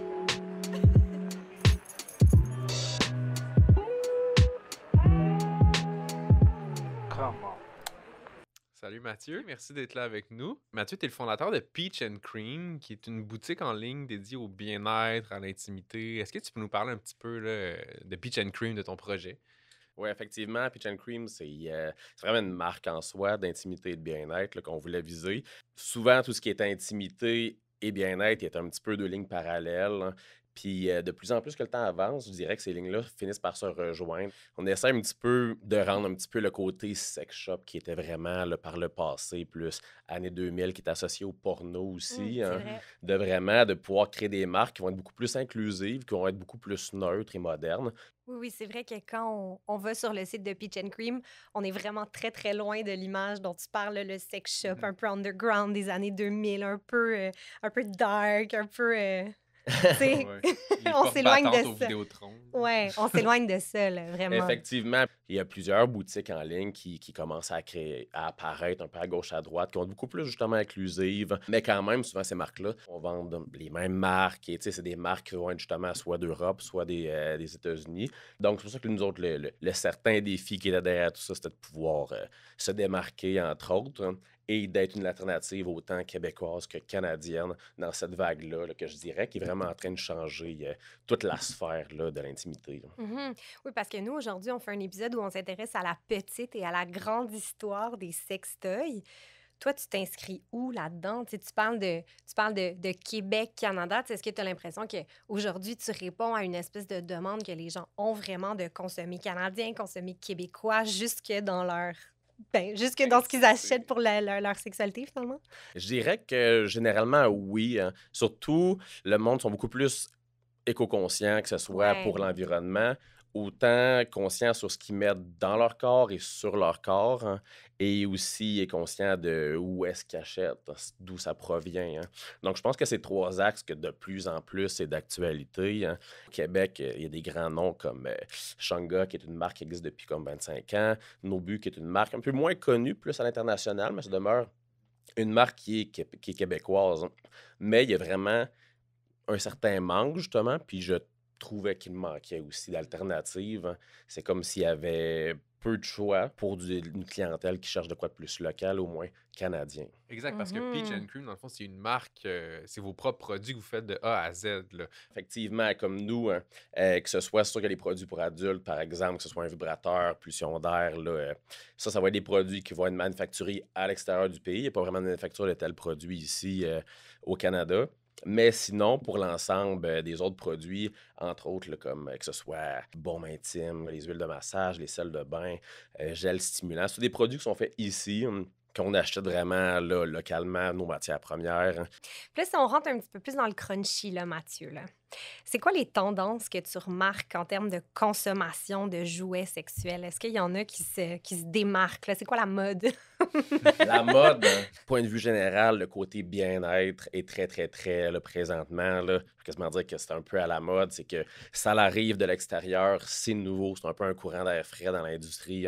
Puis le monde, justement, comme aurait jamais vu ça dans un sex shop, acheter des sels de bain, un Ouais. savon et ce genre de choses-là. Puis ça crée une certaine vision différente un petit peu plus, que ce soit comme, ben ça va être une soirée pour moi, j'ai mon sel de bain, j'ai de l'huile de massage, j'ai mon vibrateur. Donc, tu sais, C'est une belle soirée en vue. Oui, c'est ça a ça. l'air cool, là, quand même, à date, là. c'est quand même comme un petit peu des. Tu sais, le self-love est devenu quand même Ouais, très c'est important. vrai. Puis que c'est sûr que Mm. dans les tendances, du côté vraiment là, sextoy, par exemple, on a tu sais, la pulsation d'air, tu sais, et vibration, c'est 2 gros. C'est des piliers, là, je dirais un peu présentement. C'est sûr que c'est très populaire. La stimulation de chaque personne ne va pas être nécessairement pareille. Et plus que le monde apprenne ces stimulations-là, comme la pulsation d'air, c'est pas un produit qui est exclusivement féminin. Comme il y a quand même un public masculin qui l'achète, que ce soit pour stimulation des mamelons, stimulation d'autres zones érogènes. Donc, ces produits-là se font découvrir en même temps. Et c'est ça qui rend la chose. Quand on dit pulsation d'air, dans le fond, c'est comme Womanizer, dans le fond? C'est Ouais, ça? effectivement. Ok, mais Womanizer, c'est comme une marque, c'est ça, dans le fond? C'est comme dire Kleenex. Ah, pour ok, c'est des- ça. La pour chose des est devenue... La mouchoirs. marque est devenue la chose. Ouais, Ok, ok. effectivement, mais ça, c'est un bon branding, ça, Ouais, c'est fou, justement. hein. Peut-être qu'un jour, on va dire mon peach and cream Ouais. pour parler de Très mon jeu. cool. Ça serait quand même un gros win. Mais ça, c'est une technologie quand même assez connue. C'est juste que ça va être de la stimulation sans contact. Donc, dans le fond, ça va vraiment créer une certaine chambre d'air entre le clitoris. À la base, c'est l'utilisation clitoridienne et le jouet, qui va quand même créer une certaine chambre d'air qui va faire un mouvement de va-et-vient d'air à l'intérieur de cette petite chambre-là, qui va pouvoir suctionner, aspirer le sang et permettre de la stimulation sans contact. Ce qui est super intéressant et qui est censé imiter un petit peu le sexe oral, hein. Mhm. Mais comme... Ouais, un on sexe a... oral de luxe. Ouais. Oui, Je oui. sais pas si je serais Avec 10 capable de- vitesses, avec une de langue produire. bien en forme. Et qui n'arrête jamais. Ben, tant que la pile est là. Oui, c'est ça, exact. Mais clairement, il y a une espèce d'éducation à aller chercher parce que c'est vrai que, tu sais, tu parlais de meilleurs vendeurs, mais c'est vrai que ce qui plaît à quelqu'un va pas nécessairement plaire aux autres. Fait que c'est vrai que c'est intéressant de commencer à connaître ses préférences aussi personnelles plutôt que copier les préférences de son ami, par exemple. Ça l'ouvre à la découverte de soi Oui, aussi. c'est ça. Comme les gens font leur expérience, font leur essai. Est-ce que je préfère la vibration? Personne ne va y penser des fois, mais juste un vibrateur qui va avoir une tête qui vibre, va pouvoir faire un massage de dos à un partenaire. Comme ça permet aussi à laisser l'imagination d'aller un petit peu plus loin. Ça va permettre l'exploration autant de son propre corps que du corps de notre partenaire. Ce serait quoi ta plus grande fierté dans ton entreprise depuis que tu as commencé? C'est quand même une très bonne question, je dirais. Dernièrement, on est rentré dans certains détaillants autant ici au Québec qu'aux États-Unis. Ça prend une certaine expansion, puis je pense que c'est quelque chose qui fait que justement, je suis très fier parce que justement, au début, c'est un petit peu abstrait quand on se lance dans un projet. Tu sais que tu veux partir de quoi? On a commencé avec 3 produits. Là, on est rendu avec une vingtaine de produits. Fait que ça prend une certaine expansion. Ça a su prendre sa place un petit peu aussi, je pense, dans l'industrie comme étant autant inclusif, autant positif. Que l'image que je recherchais, je pense qu'on l'a réussi à l'avoir. Puis où est-ce qu'on peut trouver tes produits si on a envie d'essayer les vins, mettons, la semaine prochaine? Là? Dépendant des produits, présentement, je dirais que la seule, ça va être les boutiques Séduction. Hein. Ils ont vraiment beaucoup de marques québécoises qui donnent leur chance à l'intérieur de leur boutique. Hein. Donc, dans les 6 boutiques Séduction qui vont être dans le Grand Montréal. Sinon, d'ici la fin du mois, on va être dans les signes locales. Hein. Donc, que ce soit autant le Haut-10-30, Santiton, ainsi que Saint-Bruno. Sinon, il y a Place Sainte-Foy aussi à Québec. Génial. Puis sur ton site web aussi qu'on peut acheter tout ça. OK. Merci, Mathieu. Ouais, merci à vous. Merci d'être venu nous voir. Bon succès, bonne chance pour la suite. Oui. Merci, très apprécié d'avoir accueilli.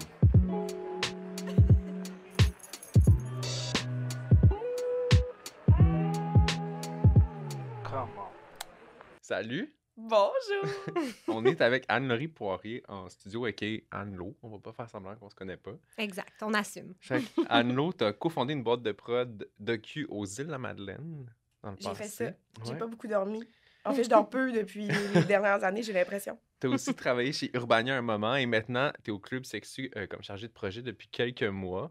Et surtout, t'as travaillé dans un sex shop quelques mois, il y a très longtemps dans une autre vie. Et c'est pour ça qu'on te reçoit ce soir. Dans le fond, on a fait la grande histoire des sex toys avec Myriam. On s'est aussi arrêté avec Mathieu sur une boutique québécoise de jouets sexuels. Et là, on te reçoit pour parler de la petite histoire des jouets qui prend un peu la forme anecdotique, des fois, de des petits témoignages, des petits vécus. Donc, on te reçoit pour ton vécu dans un sex shop. Et avant qu'on se lance, je propose qu'on se fasse un petit cheers avec nos cafés limo. Oui. Yeah!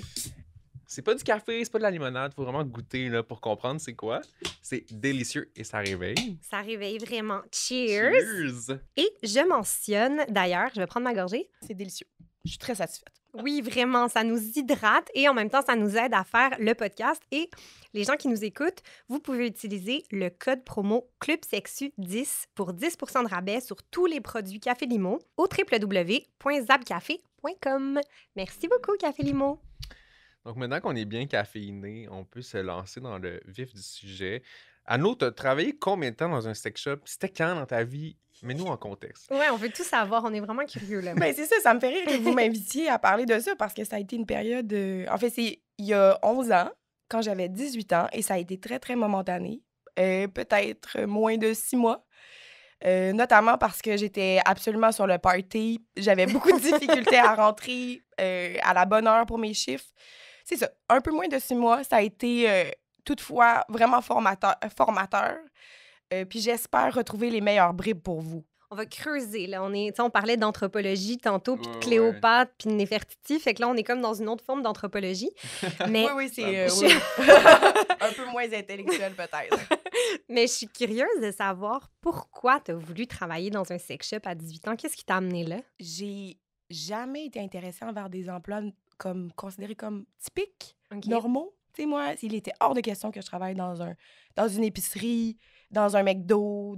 Donc, j'ai travaillé dans une librairie, j'ai travaillé comme monitrice de ski, j'ai travaillé comme animatrice en CHSLD pendant plusieurs années, puis pendant 1 an et demi, ce qui était beaucoup à l'époque. Puis, quand j'ai arrêté de travailler comme monitrice en loisirs en CHSLD, j'avais visiblement besoin d'une clientèle ayant un peu plus de vigueur. Et donc, je me suis redirigée vers le Séduction de Saint-Léonard. OK, ça, c'est celui avec la grosse pomme sur le Avec bord la de Ah l'autoroute. oui, grosse ok. pomme. J'adore. C'est ça qui est un symbole majeur de Montréal et C'est de la iconique, culture. là. Fait que là, t'as 18 ans, tu t'en vas au Séducton à la grosse pomme Saint-Léonard, puis tu te présentais avec ton CV, puis ça a été quoi le processus d'embauche? Genre, t'es comme, salut! C'est vraiment pas compliqué. Je me suis pointée, j'avais de l'air de... Probablement que j'avais pas dormi depuis 2 jours, tu sais, puis j'avais de l'air de rien, probablement. Fait que déposé mon CV, j'ai 18 ans, me rappelle, je suis stoked.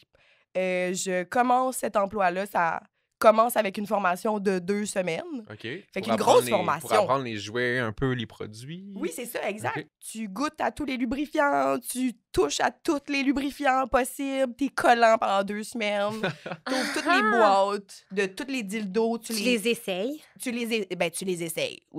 Oui puis non, là, dans le sens Contre où... ta pompe. C'est ça, exact. Fait que tu mets des batteries dans tous les types de vibrateurs. Tu vas les essayer, tu les compares. Parallèlement, comme tu as du soutien ou des conseils provenant de des personnes qui t'offrent la formation. Tu en apprends sur comment t'entretiens ça, du latex, sur les différents types de pratiques. Mes collègues avaient très peur de tester les accessoires, les électrochocs là, que tu peux te mettre Oh! sur toutes les parties du corps et tout. Ah. Moi, je trouvais ça fascinant. J'étais genre, on y va. Mais tu sais, je l'ai jamais... Avec le recul, j'ai réalisé que je l'ai jamais essayé sur, par exemple, mes mamelons.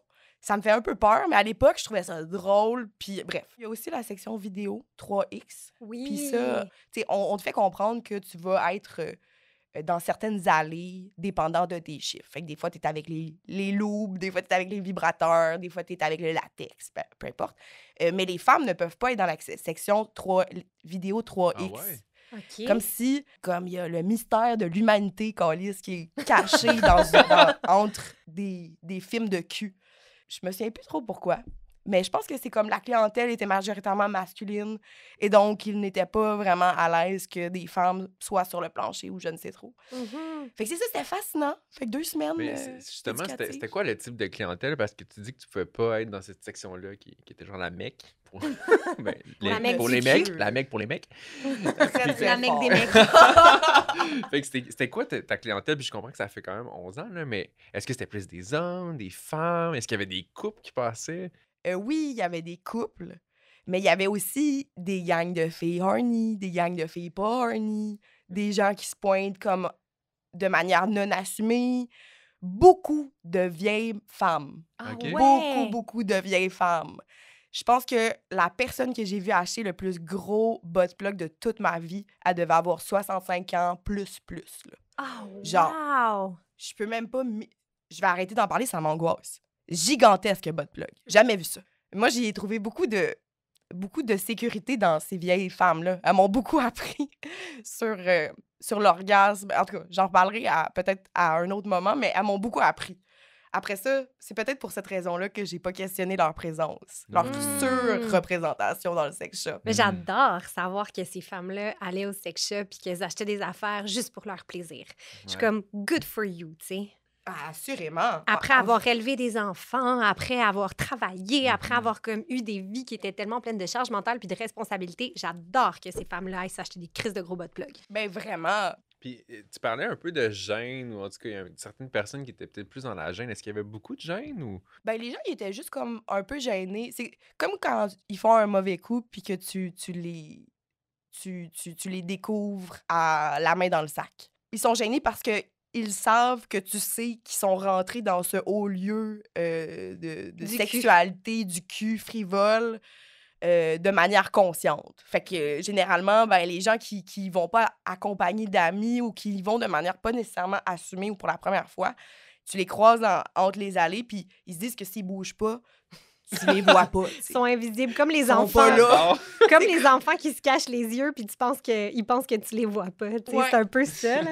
Puis est-ce qu'il y avait des genres de tendances? Est-ce qu'il y avait des jouets vraiment plus populaires que d'autres? C'était quoi ton meilleur vendeur? Là? Je vais vous parler de l'objet qui, moi, m'intéressait le plus, c'est-à-dire le Pocket Pussy. Oui, il y avait comme... C'était un article qui était comme assez vendu, effectivement, mais moi, c'est comme un article qui m'a vraiment, vraiment étonnée, puis c'est devenu l'accessoire de prédilection que j'achetais à mes amis hommes. Mais C'est ça- quoi un ouais. pocket pussy? C'est une enveloppe en silicone qui vient reproduire un vagin, et c'est dans une genre de lampe de poche. Ah, Ah. comme un flashlight. Flashlight. C'est exactement ça. OK. C'est Ok. exactement ça. C'est un flashlight, puis il en existe en forme de vagin, en forme d'anus, peu importe. J'ai beaucoup acheté à mes proches hommes, puis qui a occasionné un effet super positif sur la santé mentale collective Ah ouais? de Wow. mes amis et de moi-même. Mais ça, c'est intéressant parce qu'on en parlait un peu avec Myriam.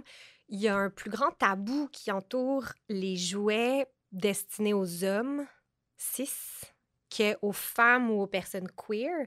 Est-ce que toi, tu l'as vu? Est-ce qu'il y a des hommes qui venaient s'acheter des jouets, mais qui ne l'assumaient pas? Ou au contraire, quand ils y sont, c'est qu'ils sont rendus à s'en procurer, puis all good, il n'y a plus de gêne?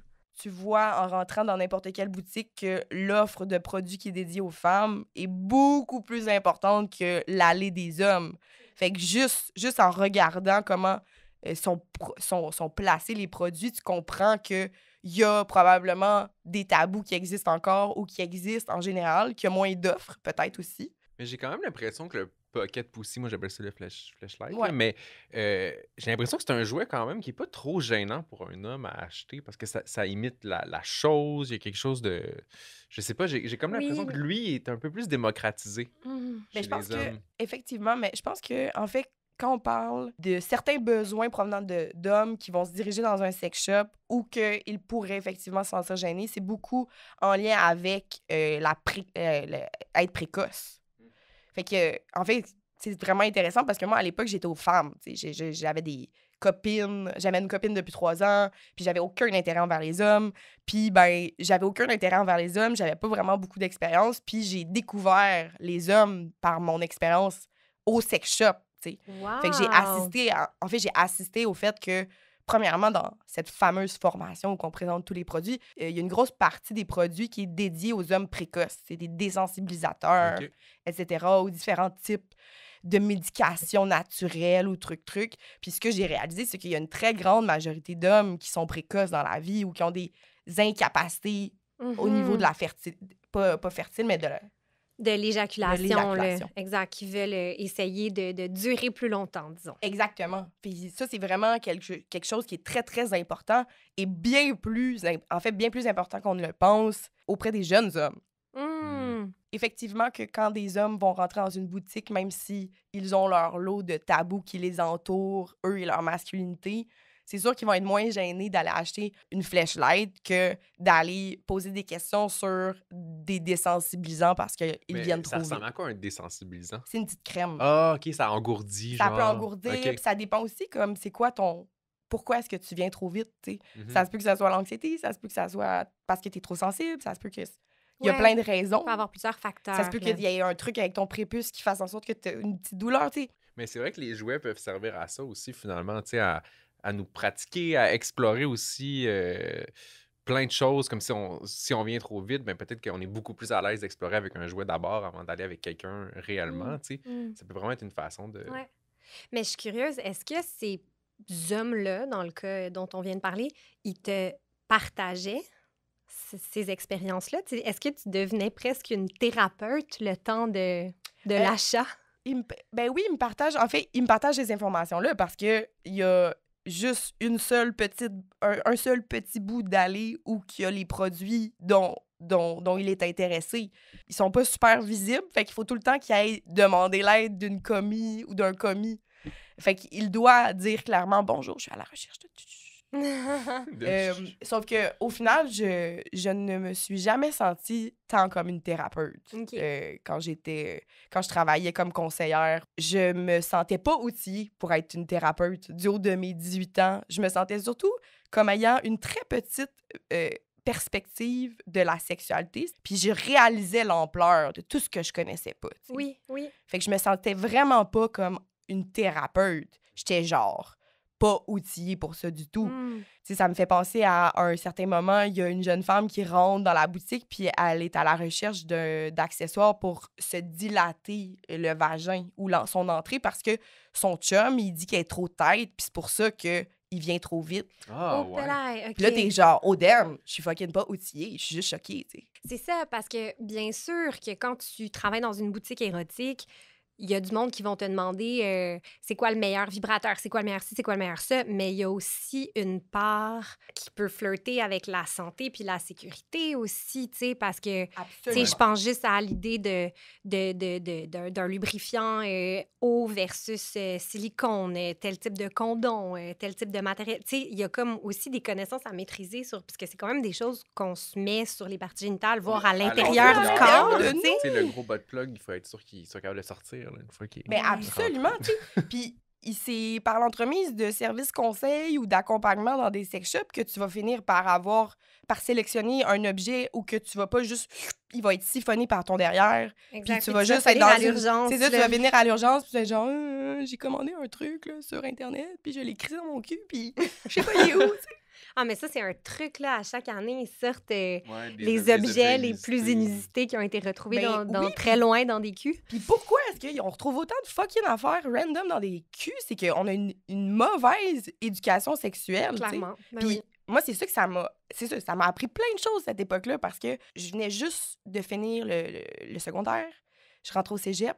Puis j'avais techniquement fini tous mes cours de sexu, puis blabla. Puis moi, de toute façon, je baisais en masse avec des femmes, puis je savais c'était quoi la sexualité, puis peu importe. Mais moi, je suis arrivée au sex shop à 18 ans, puis j'ai juste réalisé que je ne connaissais rien.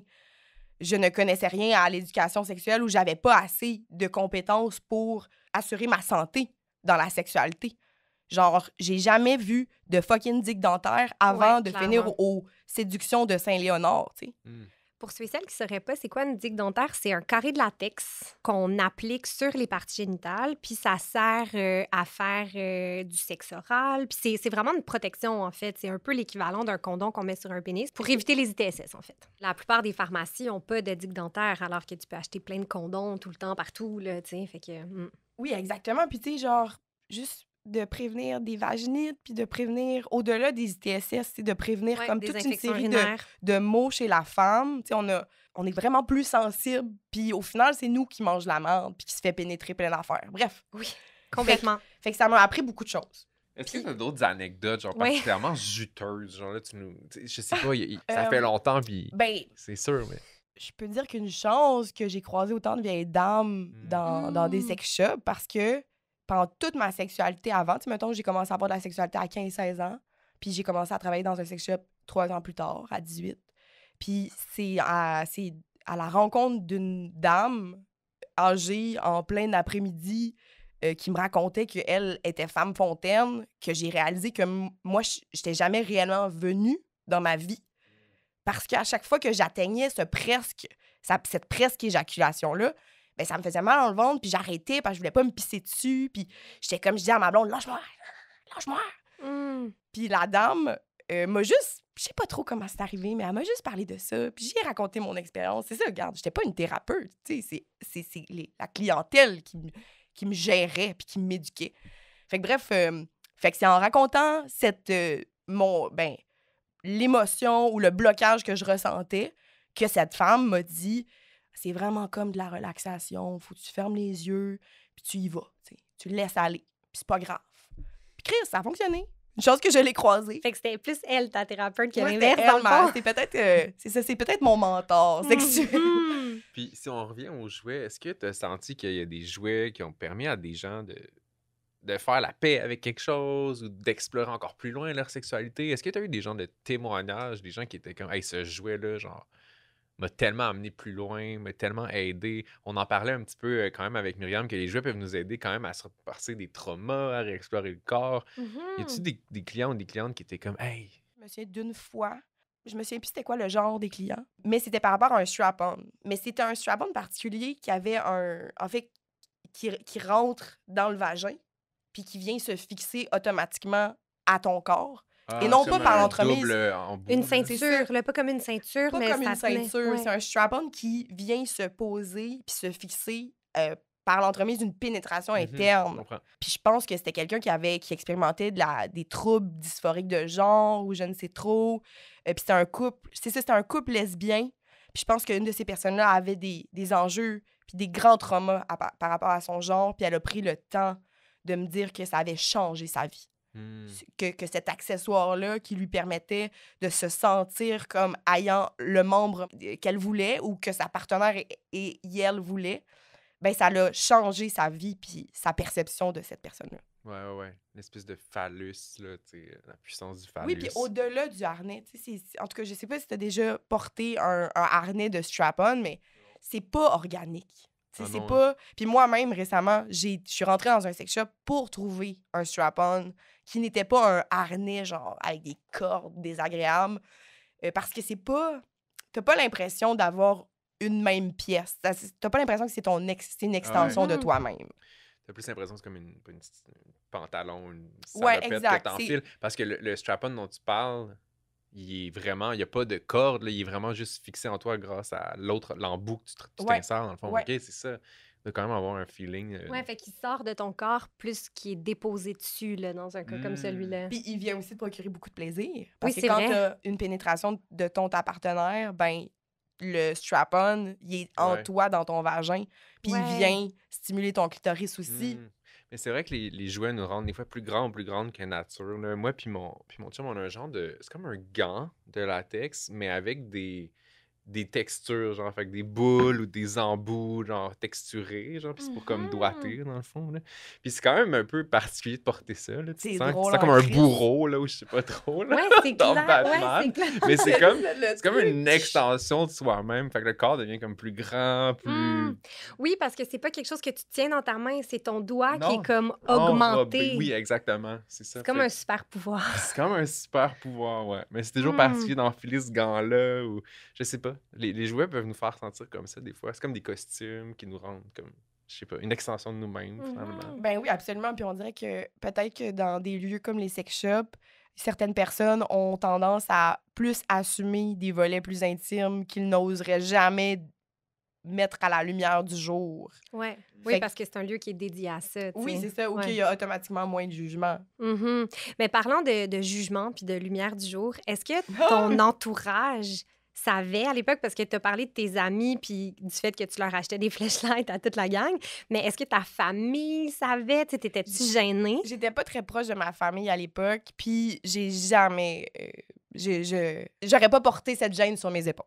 Ouais, toi, tu le ownais, là. Oui, vraiment. absolument, absolument. T'as pas changé, dans le fond. J'ai pas changé. Mais c'est ça qui est un peu gênant, c'est qu'en réfléchissant à tout ça, en revisitant ces dernières années-là, qui sont des moments auxquels j'ai pas réfléchi depuis vraiment longtemps, On a rouvert une boîte de Pandore. ben Hey. vraiment, mais en fait, c'est gênant parce que j'ai réalisé que je pense que cette expérience professionnelle-là est vraiment névralgique dans comment je me suis conçue comme femme adulte. OK, en quoi? Parce que je me souviens que j'avais une fascination pour... à la boutique Séduction sur Métropolitain, il y a une très grande allée dédiée à tout ce qui est costumes, accessoires pour les travailleuses du sexe. Je pense que j'étais tellement impressionnée de voir des actrices porno rentrer dans la boutique puis genre juste magasiner leur kit puis être tellement fucking chaude. Je trouvais ça frondeur d'oser s'habiller de cette façon-là. Puis je trouvais ça puissant. C'est clair. C'est cool parce que ce qui t'a beaucoup marqué, en fait, c'est les présences féminines, la clientèle féminine, les vieilles dames, les travailleuses du sexe.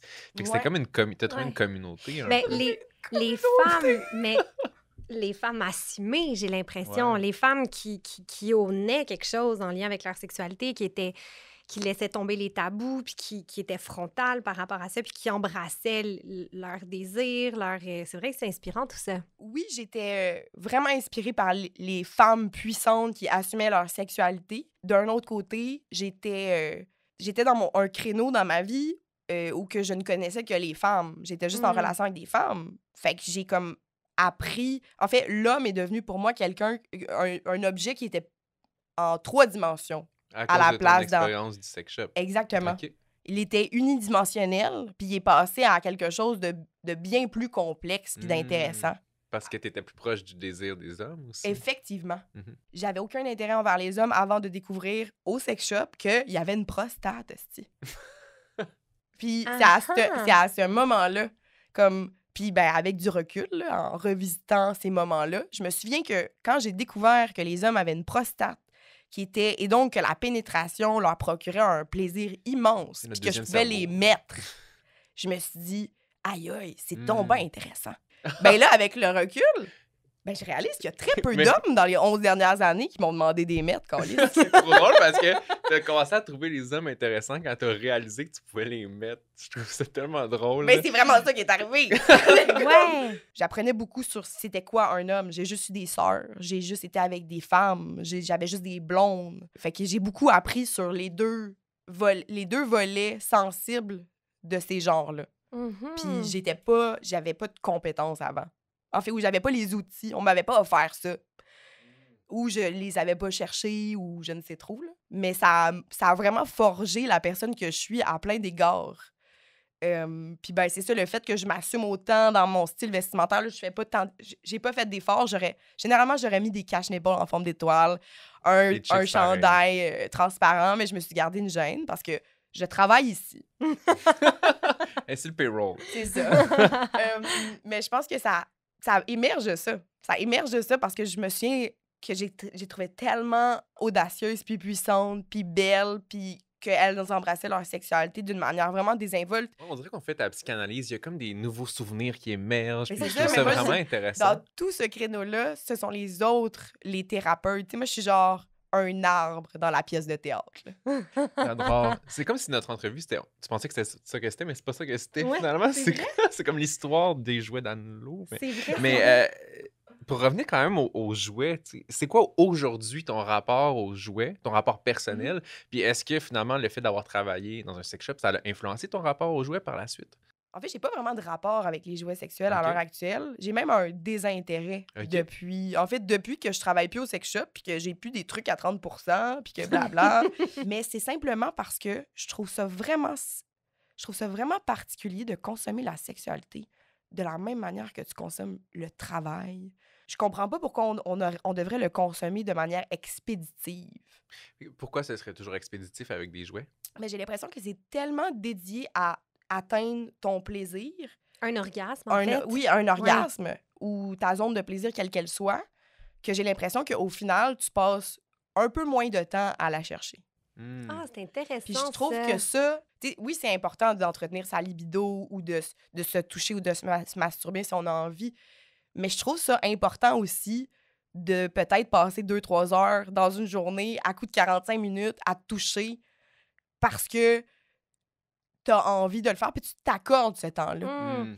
C'est super intéressant parce que j'ai l'expérience inverse. Ah. Ben, Fight. Ah, mais Ok. oui, c'est ça. ben, dans le sens où j'utilise vraiment peu de jouets dans ma vie personnelle, encore moins en couple, mettons, encore moins dans une sexualité partagée. Mais moi, par le passé, j'ai travaillé pour un blog qui s'appelait Ton Petit Look à l'époque. Oh, damn. Et yes. Et on recevait beaucoup de jouets sexuels. Et moi, je me suis comme lancée dans le testage de jouets. Oh my God. Fait que j'écrivais des genres de reviews de jouets sexus sur le blog pendant un bout de façon anonyme. Mais ce qui fait que j'ai reçu beaucoup de super bons jouets à l'époque. Puis je les ai comme testés pour écrire dessus, mais je les ai toujours comme un peu délaissés. Puis pendant la pandémie, j'étais célibataire et j'habitais toute seule et je m'ennuyais un peu. Puis je me suis dit, hey, moi j'ai plein de jouets. En plus, le monde commençait à s'en acheter. C'était un peu comme la tendance de s'acheter des jouets pendant la pandémie. Puis je me suis rendu compte que moi, les moments où je décidais de sortir mes jouets pendant cette période-là de pandémie où c'était un peu plus présent dans ma vie, je prenais plus de temps pour me masturber avec un jouet que sans jouet. Parce que je me disais, tant qu'à le sortir, tant qu'à aller le nettoyer. Puis là, tu sais, je le pensais pas nécessairement comme C'est ça à trop l'époque. drôle. Mais je me disais, tant qu'à Non, mais lancer- tant qu'à faire la grosse affaire, Ouais. puis devoir sortir Ouais. de la boîte, le C'est ça. laver, Ouais. le désinfecter. Fait que là, j'en profitais pour explorer d'autres sensations plutôt que juste mes mains puis me faire venir un peu vite, tu sais. Mais il y a quand même quelque chose de l'ordre du rituel aussi quand tu sors ton Ouais, jouet. c'est Il faut ça. quand même que tu tires le tiroir, que tu sortes le jouet, que tu le laves peut-être, que Ouais. tu prépares. Exact. Même, tu sais, au lieu d'être dans ton lit, tu peux aller dans le bain. Tu sais, on dirait que moi, c'est comme dans ces périodes-là où j'ai eu des séances de masturbation plus longues, mais aussi plus complexes. Tu sais, plus élaborées, mettons.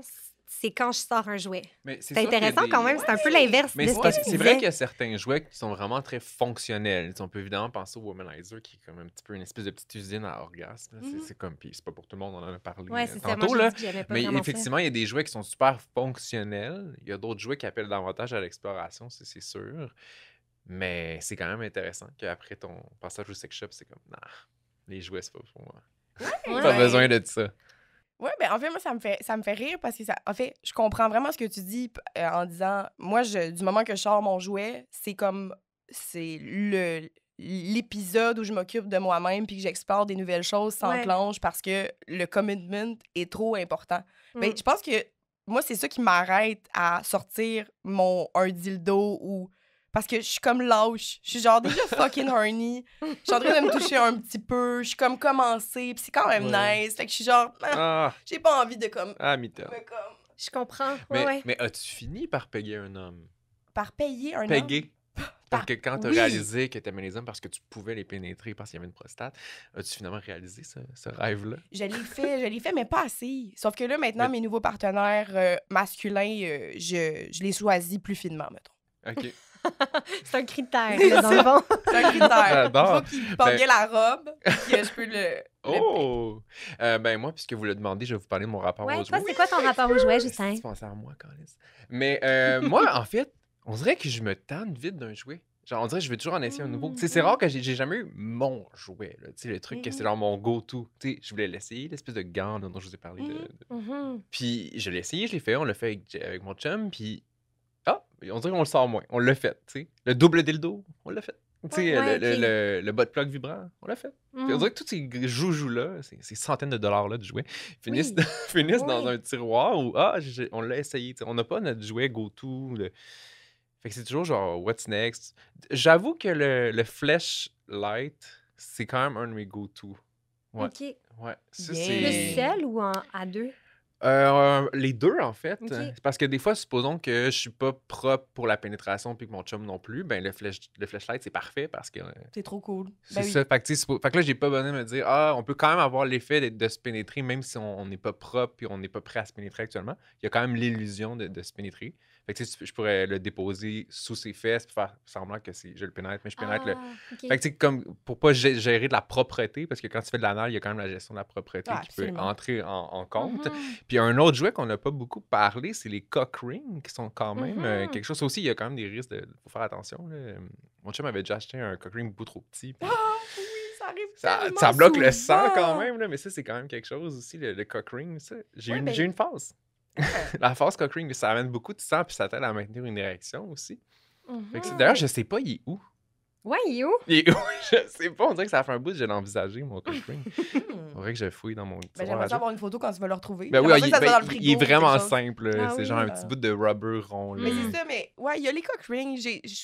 J'ai jamais trouvé ça super intéressant, mais moi aussi, genre, pour ajouter du piquant dans mes relations avec certains hommes ou parce que j'avais un de mes partenaires à une époque qui avait de la difficulté à tenir son érection. Ouais. C'était vraiment plus par rapport à maintenir son érection. Ouais. Mais t'as beaucoup plus de sensations aussi quand même Ouais. dans le gland, là, vu qu'il est gonflé de sang, là, parce que dans le fond, le cock ring, tu le mets autour de ta verge, puis ça garde tout le sang. Mhm, Au même endroit, il y a mhm. beaucoup de stars porno qui vont les utiliser aussi. Mhm. Mais j'ai déjà entendu une histoire de une de mes amies, un de ses collègues de travail, porter des cock rings, genre, tout son shift. Genre. Puis il disait que ça le faisait sentir plus comme masculin, plus viril, plus en Mon Dieu, contrôle. je me demande si c'est bon, ça. Je- Pour, ça doit pas. J'ai comme l'impression que c'est pas très bon pour les vaisseaux sanguins. Ouais, c'est ça. Mais ce sentiment-là d'être Fait qu'il est d'être comme tout le temps bandé. comme tout le temps semi-bandé, ouais, à Tout cause qu'il y a toujours le cock ring, genre. Puis c'est un Ben, homme gay d'ailleurs. Ben, Mais c'est un peu l'équivalent des boules chinoises, là. Ouais, c'est ça. ouais, de porter les. Ben, c'est comme dans des reviews de jouets, là. Tu sais, j'avais déjà vu ça. C'était un gars qui avait écrit genre, j'adore ce butt plug, il rend mes journées au bureau tellement plus agréables. Ouais, c'est ça. Mais dans un de nos épisodes, ça se fait-tu? On s'était posé la question, Ouais, ça ça se se fait-tu fait-tu porter un jouet? un jouet quand les autres le savent pas? Tu sais, si toi, t'es toujours un peu excité. C'était quoi votre conclusion? moi, je dis oui, ça se fait. Ça se fait, ça? C'est genre quand il y a, je pense qu'il y a les boules chinoises qui sont de plus grande taille, puis c'est comme 1 à 2 boules que tu rentres, Mhm. puis ça sert ultimement, les femmes vont en porter, peut-être oui pour se turner on un petit peu, mais des fois aussi c'est pour Renforcer le plancher pelvien, Ouais, c'est ça. effectivement. Fait que tu sais, il y a beaucoup de femmes qui utilisent des boules chinoises, puis il y en a qui les portent toute la journée de travail, tu sais. Puis au final, le fait qu'il y ait tout le temps ces petits poids-là à l'intérieur de toi qui viennent vibrer au rythme de tes petits pas, ben ça fait en sorte que ton muscle et tes muscles sont toujours sensibles et ils viennent constamment se contracter, se Mhm. décontracter. Ouais. Fait que les jouets peuvent nous servir aussi à faire du genre de workout pour notre Oui, il y corps. avait de la Absolument. rééducation. Ouais. Tu sais, on parlait tantôt de ce dilatation. Tu sais, je sais qu'il y a des Oui. femmes trans, tu sais, qui ont eu une chirurgie d'affirmation de genre. Ben, elles vont utiliser ça pour dilater. Oui, les Puis, tu sais, c'est ça. dilatateurs, Fait, ouais. il y a quelque chose aussi de... fonctionnel aussi ou d'améliorer, mettons, son corps après une situation X. Là. Je sais que les femmes qui ont accouché aussi, des fois, elles vont faire de la rééducation pelvienne avec ce qui ressemble à un jouet. Là, t'sais. OK, ben est-ce qu'on fait la petite question qui twerk? Ouais. Ouh!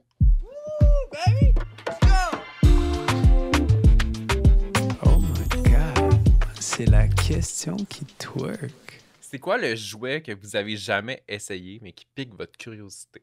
Moi, je pense que c'est la fameuse Magic Wand Ah ouais, dont on hein? a parlé tantôt avec Myriam parce que ça a l'air que c'est extraordinaire. C'est genre un des jouets les plus vendus dans le monde. C'est un peu le original Le premier vibrateur, Ouais. le vibrateur, là, tu sais. Fait que, puis je l'ai jamais essayé. Fait que moi, je pense que je vais être comme super puriste dans ma réponse. Puis je pense que ça serait ça, ouais. J'aimerais ça En essayer plus, ça. il y a une section...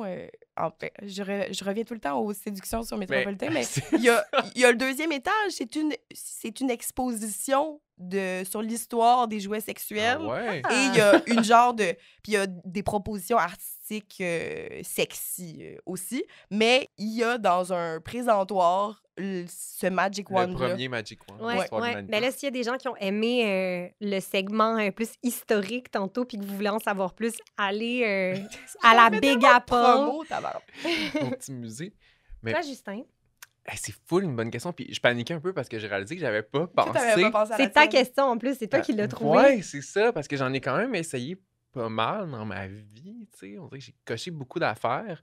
Mais il y a certains gears que j'aimerais essayer. Je sais pas si ça rentre dans sextoys, là, mais genre, tu sais, des gears un peu plus, genre, tu sais, des harnais de cuir ou des chokers, tu sais, pour les biceps, ou tu sais, cet univers-là un peu plus BDSM. Ouais. Genre, j'ai mhm. beaucoup ça me magnétise, mais on dirait que je me dis, je vais être ridicule avec ça. T'es self-conscious. C'est juste qu'on dirait que c'est tellement de l'ordre du fantasme, ces harness-là de cuir, genre. Puis on dirait qu'il faudrait que je trouve soit la bonne personne avec qui l'explorer ou la bonne situation. Mhm.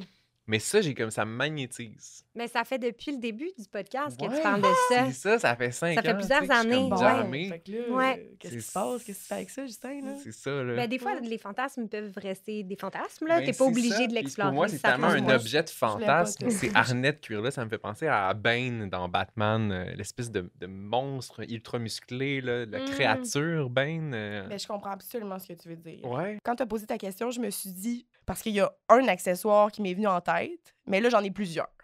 Fait que, mettons, l'accessoire choquant que j'aimerais essayer, mais que je pense pas que je pourrais essayer dans la vie parce que j'ai pas vraiment cet intérêt sexuel-là, c'est les genres de masques avec un récipient, là. Puis probablement que je pense que c'est pour les gens qui aiment ça se faire pisser dans la bouche. Ouais, ou topper des Ah, cigarettes ok. aussi. Ou Topper J'ai des vu ça, cigarettes, c'est ça, dans le truc, dans tout le volet BDSM.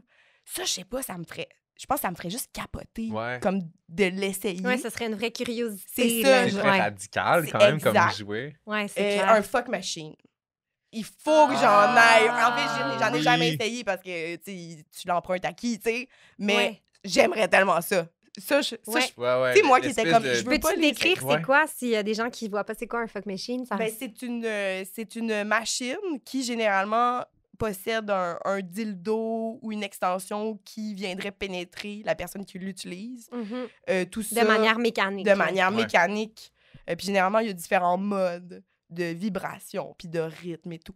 Mais Mhm. ça m'intéresserait Ouais. vraiment T'as une beaucoup. télécommande, là, puis tu peux... Oui, ben c'est ça, dépendant de tes gammes, mais tu sais, Ouais. il y en a, c'est ça. Il y en a de plein de gammes. Puis sinon, récemment, Jen, elle m'a parlé, ben, la cofondatrice du Club Sexu Jen, m'a parlé de tout l'univers du latex, Mhm. en me parlant d'un projet Ouais. sur... Ouais, un artiste de latex. Exactement. Puis, ben, j'ai réalisé que j'ai eu accès à, c'est quoi, le latex, comment l'entretenir. J'ai vu tellement, j'ai tellement rangé de sautes en latex, mais j'ai jamais eu d'intérêt pour la chose. Puis j'ai réalisé que le live, ça m'intéresse. OK. Mm.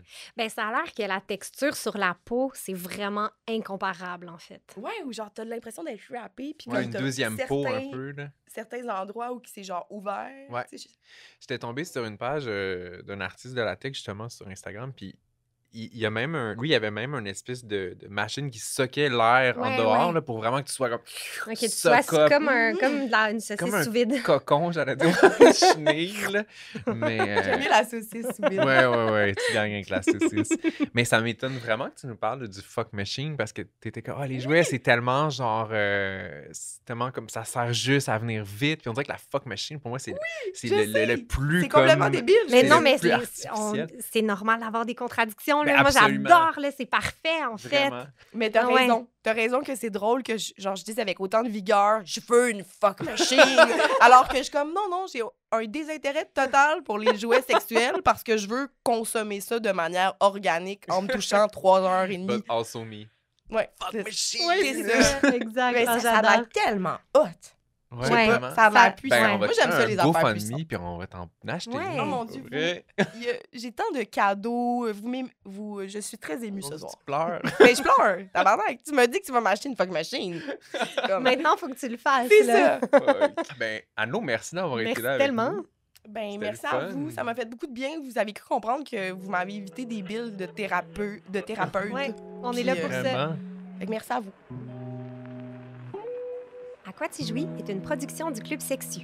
Cet épisode est présenté par Peach & Cream, une marque montréalaise de bien-être sexuel. À la réalisation et à l'animation, Justin Roy et Laïma Abouraja-Gérald. Nos invités étaient Myriam Daguzan-Bernier et Anne-Laurie Poirier. Chargée de projet Anne-Marie Soucy, Gabrielle Vigneault-Gendron a fait le montage et le mixage. La musique originale est signée Mike Clay. Un grand merci à Geneviève Bergeron pour sa vision. Au son, Paloma Daris-Bécotte. À la direction artistique, à l'éclairage et à la captation vidéo, Samuel Barriot. Merci beaucoup à Malinky, nos merveilleux voisins qui nous prêtent gentiment leur équipement d'éclairage. Un merci tout spécial à Feu Éco, des bougies de soya faites au Québec, de rendre cette saison 5 possible.